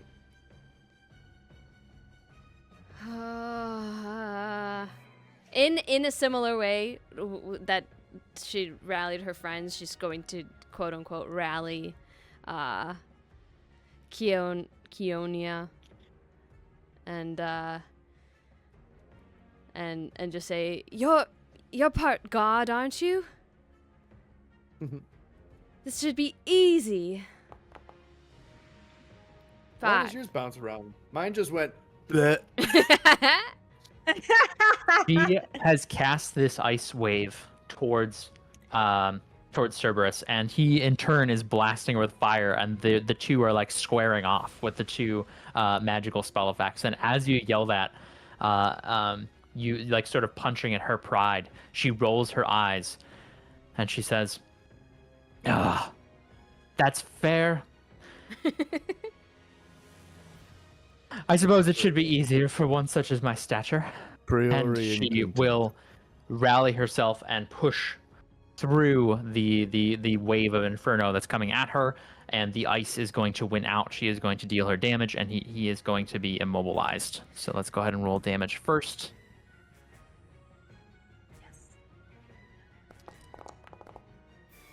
Oh, 18, which is going to be another minor wound, but again, it has the benefit of Cerberus now cannot move, and play returns to the players. now I will go bite him. Awesome. Bark, bark, bark, bark, and then just run up and go bite him.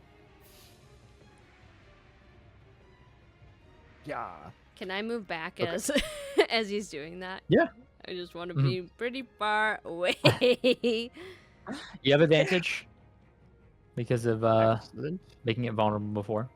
So actually, you guys wouldn't have had to spend the hope. I do like the flavor that was added by you guys using the help action, but I forgot that she would have had advantage anyway. So feel free to take back those hope that you guys spent to Sick. inspire her. Great. Thanks. That was my mistake. I apologize. Sick. Sick. I will spend it to I- use my friends can help because we're all kind of fighting this thing, just trying to survive. Okay, come on, Foundry. Wow, Fucking Fumo with me. saying my friends can help while fighting alongside Kionia. This is big. Thank you, This is Foundry. This This is huge. is 26 with hope. That'll hit. That's a success with hope. Okay.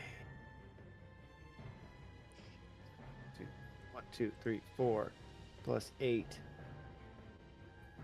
Hiya! God, what is with the ones? Oh man, no 20. kidding. Ugh. Foundry. 20 damage is still a minor wound, unfortunately. I thought across the threshold, but it is just under. The minor threshold is 21. But that was a Ugh. success with hope as you run up and take another chunk out of the hellhound of the underworld. Play is still with you guys. What you got, Melody? All right. I'm assuming that fire does not hurt this guy, right? Is We there don't know yet. is there immunity things in Daggerheart? Can people be immune to things? Oh, okay. Well, Antigone was not immune to dying. I Oh. would like to try. Just, nope. I would like to try to cast Wall of Flame. Wait, how far am I? Okay, so I can still do it from here. Wall of Flame. I make a spell cast roll. It has to be above 15. On a success, I create a temporary wall of magical flame between 2 points within far range. All creatures in its path must choose a side to be on, and anything that subsequently passes through the wall takes 4d10 plus 3 magic damage. So that means that I cannot cast it, like, in the line that he's in right now, right? Cerberus? He's immobilized. If you want to do that, you can do it. Okay, I'm going to try it. Wall of Flame.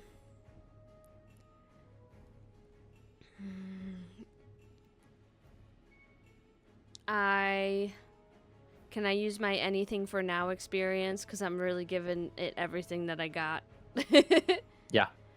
Yes. All right, please. Crit. That's a critical. Bless That's a crit. up. Please roll your Oh. damage.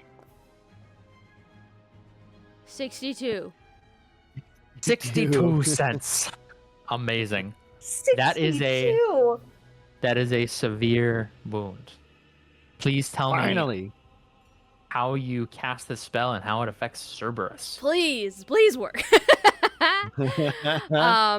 So yeah, as I said, Melody's really giving everything she's got. She is feeling her wounds and she is having a hard time keeping it together, but this denial that Antigone is gone is becoming so strong that it's making Melody almost delusional. She's like, that it's not done. We can do this. I feel in my bones this is not over. So she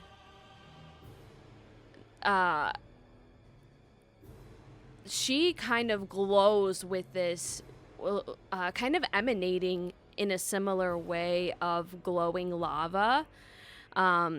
She becomes this red hot like form for a moment as she similar to what we saw before, creates this break in the ground, and then flames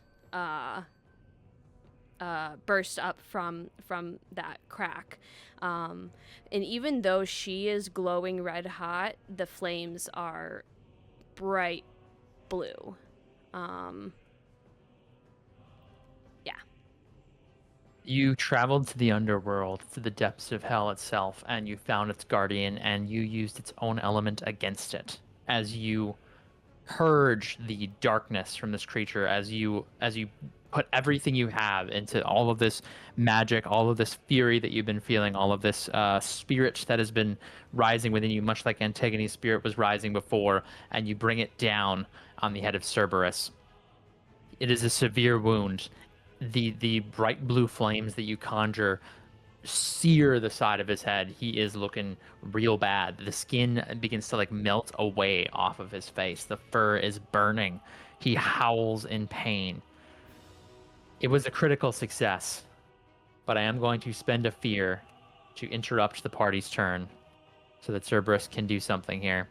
He is just going to clear the not the vulnerability condition, but the restrained condition. So he shakes off that frost that is keeping him in place, that Kion is continuously using to restrain him, and he dives down into the depths and disappears from view. What does the party do? Stay alert. You might come back. Melody's just gonna move closer to her teammates now because actually she's just gonna move somewhere else.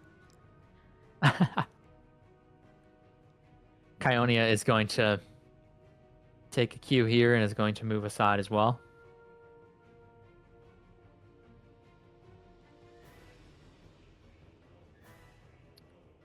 Can I? And I mean, I feel like this isn't necessarily because Thumos is super old, but can I make a history check and try and understand what I know of the process of a soul having to go to the beyond, like to go into, to like either through the river Styx, where they would go to, like, to a point, like, because there, Ryan knows that there's a ferryman who takes souls across, but does Thumos know that, or is this not how that works here? So can I make a history check to try and remember what to, like, where do the heroes go? Where do the of heroes of old? What do the stories say that the heroes do? I hate to say no, but I think that this set of circumstances is so abstract and so unprecedented that I struggle to think of an answer I could give you that would be helpful. It's not like the stories. Thumos is just like, this is nothing like what we heard. So yeah. It's not that I think it's a bad question. It's a great question. I just don't know if Travis, or this game world has the answer for you. Okay. So are we settled with splitting up here? Is this sort of the tactic that we're taking in this moment?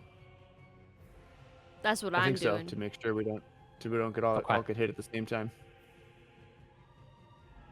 Directly in the center, Cerberus rises, bursting through the ground once again, looking for a target, seeing the most damaged target, and moving towards it. No. Towards our bard. But I am out of fear. Play returns to the players. Yeah. I'm gonna bite his ass.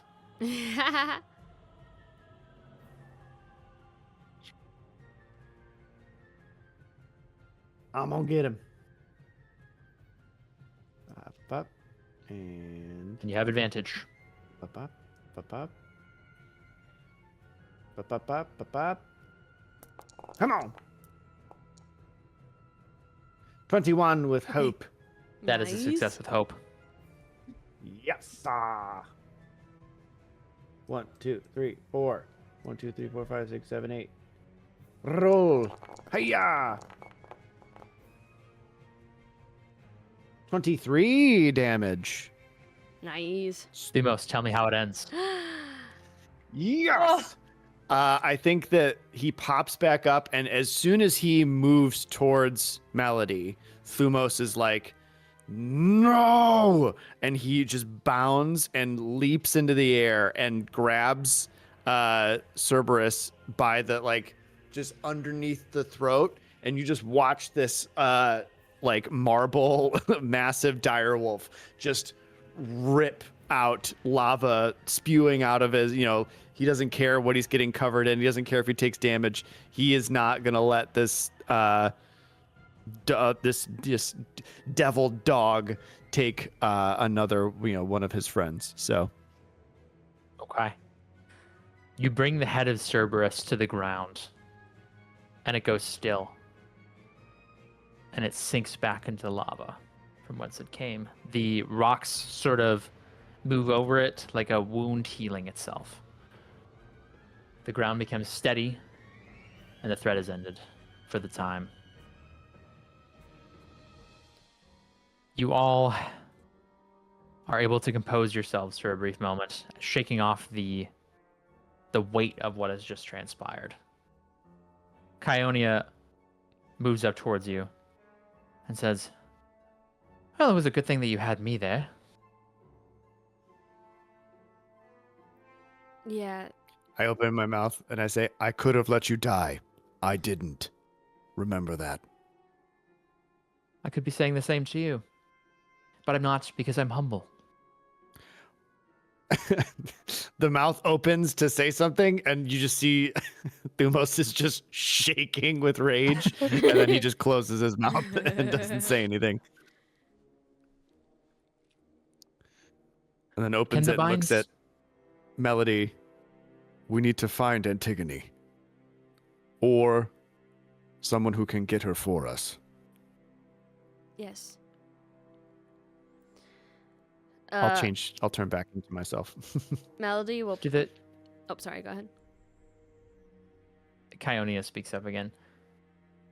Can the binds stay off? It depends. Can you control yourself?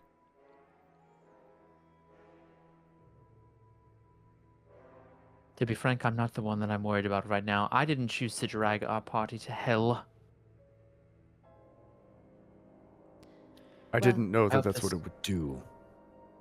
I hope this little endeavor is worth it, because if not, we are not in the brightest of places. I don't think the prospects are good down here. Well, it seems you have as much motivation to keep us alive as we have to keep you alive, so... Barely. I think right now, you're right. We should let you use your hands.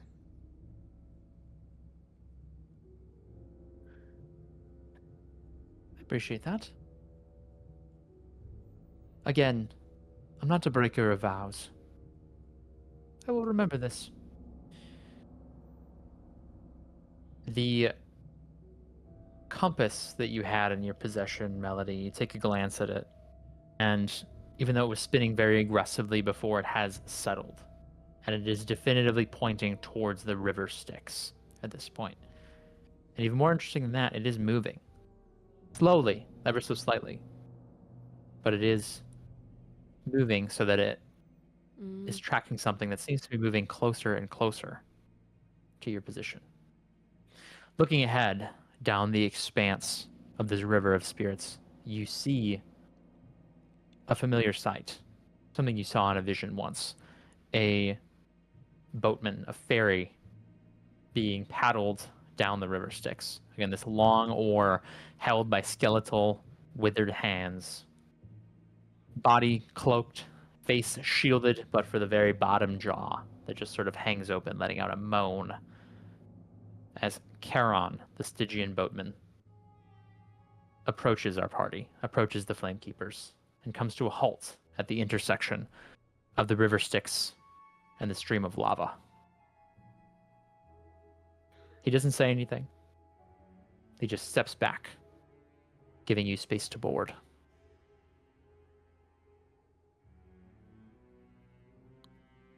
Thumos pulls out 6 coins and hands them to him. For 2 for each of us. The coins vanish. He just simply waves his hand over yours, and they are gone. He just kind of bows his head, and again waits for you to board. Thumos gets on. Melody will also get on. Do you really think this is the best of ideas? You can stay here, and my opinion of you will not change. Oh, I simply can't be having that. She takes a tepid step, onto the ferry. The party boards, and he turns it around. He begins to move the ferry deeper into the underworld, further along the river Styx.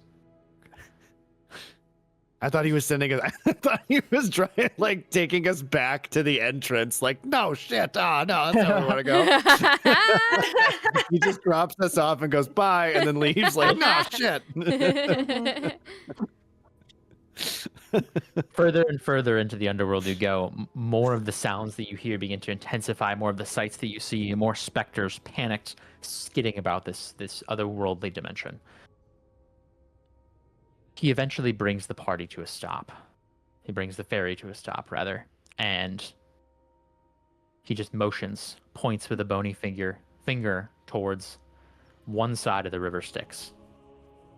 And you see the spirit, the sort of cobbled together echoes of Antigone. And it's not just Antigone in this space at this time, but it's Antigone at all spaces at all times that they've ever previously existed, all the identities that they've had, all the journeys that they've been on, all the emotions they've experienced, all of it is kind of flickering together at once in this amalgamation of an image, a mirage, an echo of Antigone, waiting to board the ferry and go deeper into the underworld. What do you do? Did the ferryman... Are we, like, close to the edge? Could I walk off?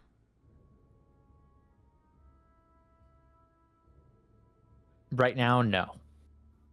He's noticeably not moving to shore.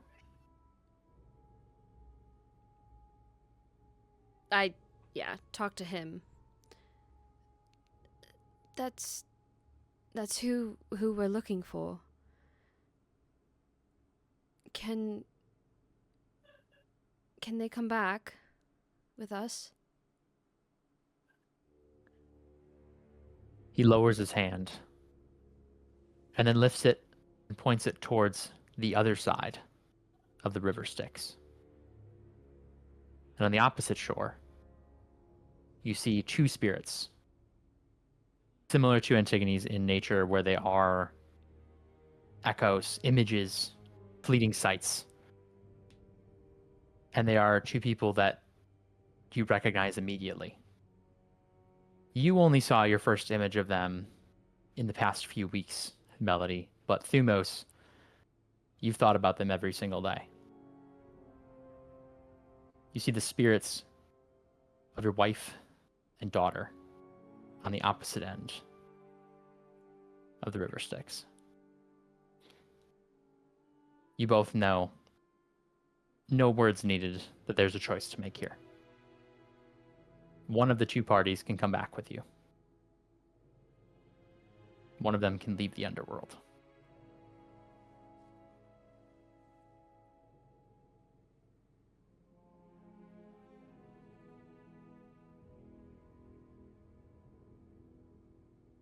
Thumos is just staring at two faces who he has lost to memory, lost to time.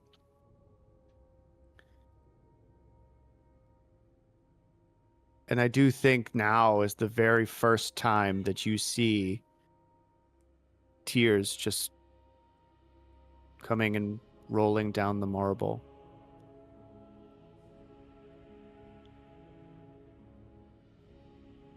And he looks at Melody.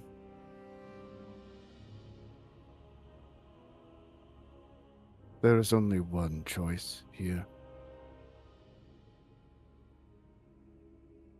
Our goal, our mission, will let me see them one day if we are successful. And we need Antigone to be successful.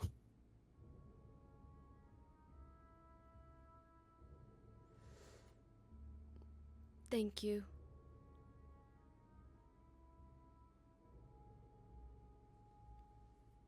Melody will grab Thumos' hand between both her hands and physically like nod and give thanks in that way. We can stay a little bit if you would like, though.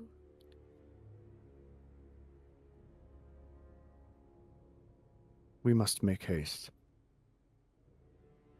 For the longer we stay, the more I will wish to stay. And I know I cannot.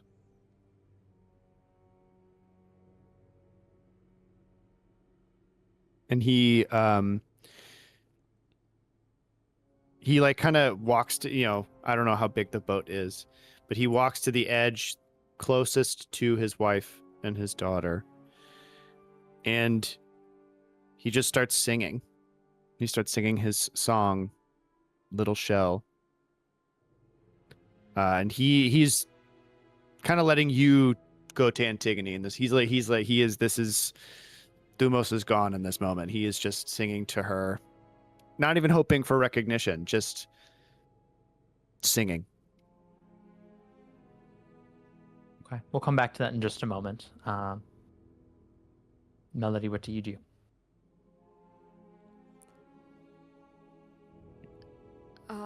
A choice has been made. Please, a friend. Can we get them? Again, a bow of the head. Uses the oar to push the ferry over to the side of the shore with Antigone's spirit awaiting you. You're able to step closer to the spirit, and what do you do?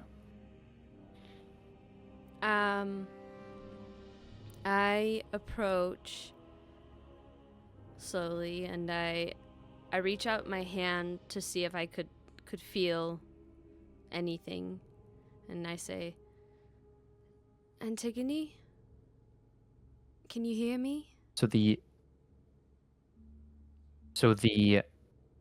imagery that you're seeing before you is Antigone again in different phases of their life, whether it be in violence, in love, in childhood, in adulthood, in all different phases of their existence, and it is chaos, and it looks terrifying being at the edge of non-existence. But when your hand rests in Antigone's and you grab the nearest hand that has reached out for you, it becomes calm.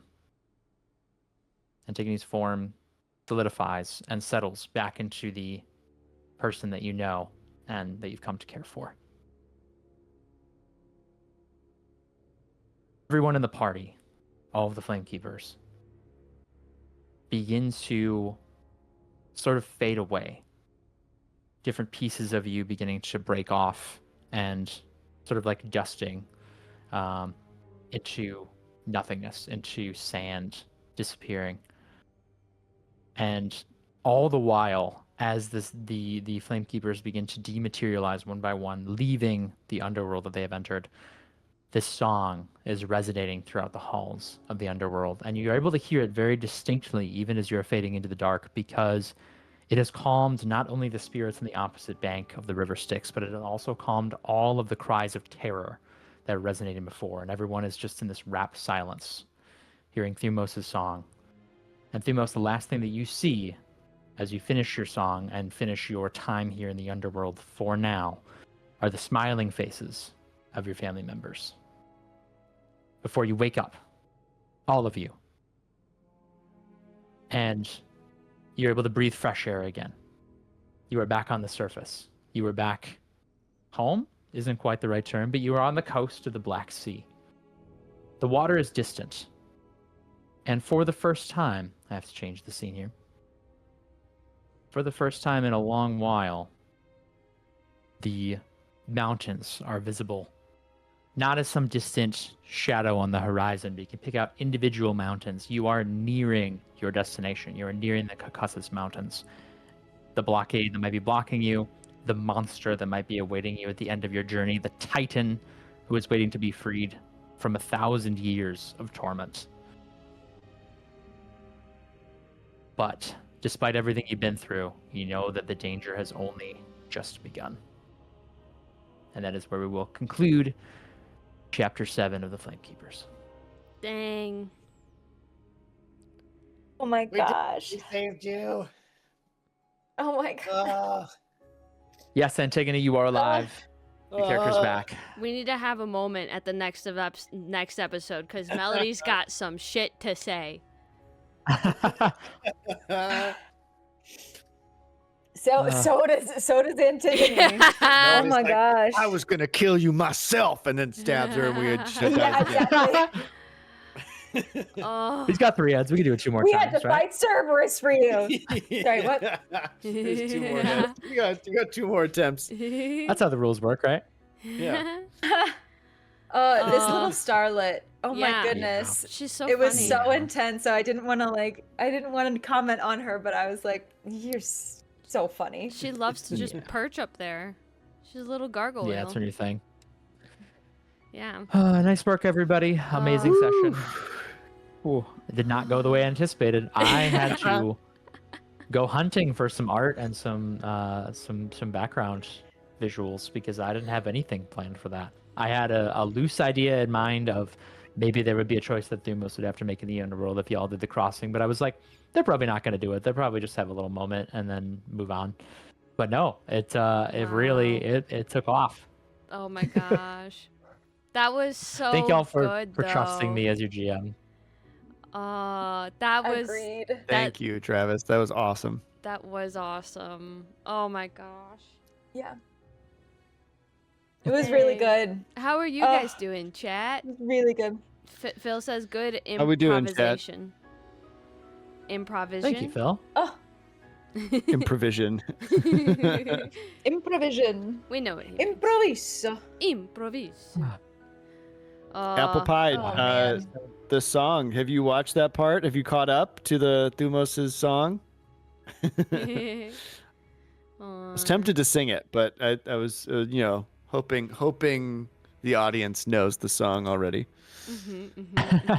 There's like a little sing-along karaoke thing that appears at the bottom of the screen. Yeah, a little bouncing skull. All right, we scripted all of this, guys. We planned all the dice rolls. This is where the truth comes out. Hey. Oh, it's a good thing you guys got me down to programmed 0 this fear. So shitty. Yeah, we were dead if we Yo, didn't have 0 fear. No kidding. Well, I kidding. probably wasn't Funny. dead I yet. was like, Melody was probably dead. I would have had one more if Antigone had not used that ability. Antigone? Oh. The Do you remember you stole a fear from me during the fight? Yes, I do. Yes, I do. I love how that stuff has that lasting ramifications, and you don't even you don't know. Yeah. That's Yeah. that's awesome. Fuck. So good. That's crazy. Oh my goodness. Oh my Yeah. gosh. Well, thank you all for Well, we'll have a- joining us. Ugh, There we will have be a 2 lot more to talk episodes. about next week. It was Yes, going to be 1, but now yes. it's 2. Yes, yes. Now it's 2. Yeah. Oh no. Sorry for the no Midwest goodbye last week. We were all just burnt out from a million things Yeah. that we're all working on. So we were like, Yes. I think Lots we of projects. we all need to sleep. Mhm. But I think next week we'll have one, right? That's the plan. Yeah. I think we'll so. do. Yeah, we'll have our Yeah. Midwest goodbye. Cool, cool. Yeah. I have a lot to talk about, so We got a lot to talk about. I got a lot to talk about. Apple Oh, Pie fucking says crap. when Travis was like, you see your wife and your daughter, I let out a little gasp, and Raspberry was like, what? You gotta catch up, Raspberry. You gotta catch up. You gotta. We know. shouted you out in the last episode.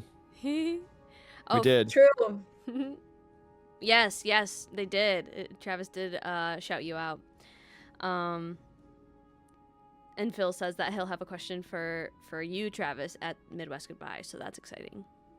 Excellent. No one has questions for Travis, so. I'm excited. Yeah. I don't have any questions. Like, what That was made I pretty don't have the- straightforward, yeah. actually. what made you evil? Yeah, no, this Yeah, that was pretty straightforward. next session is not gonna be me just grilling Travis. You gotta write down all these For sure questions. not.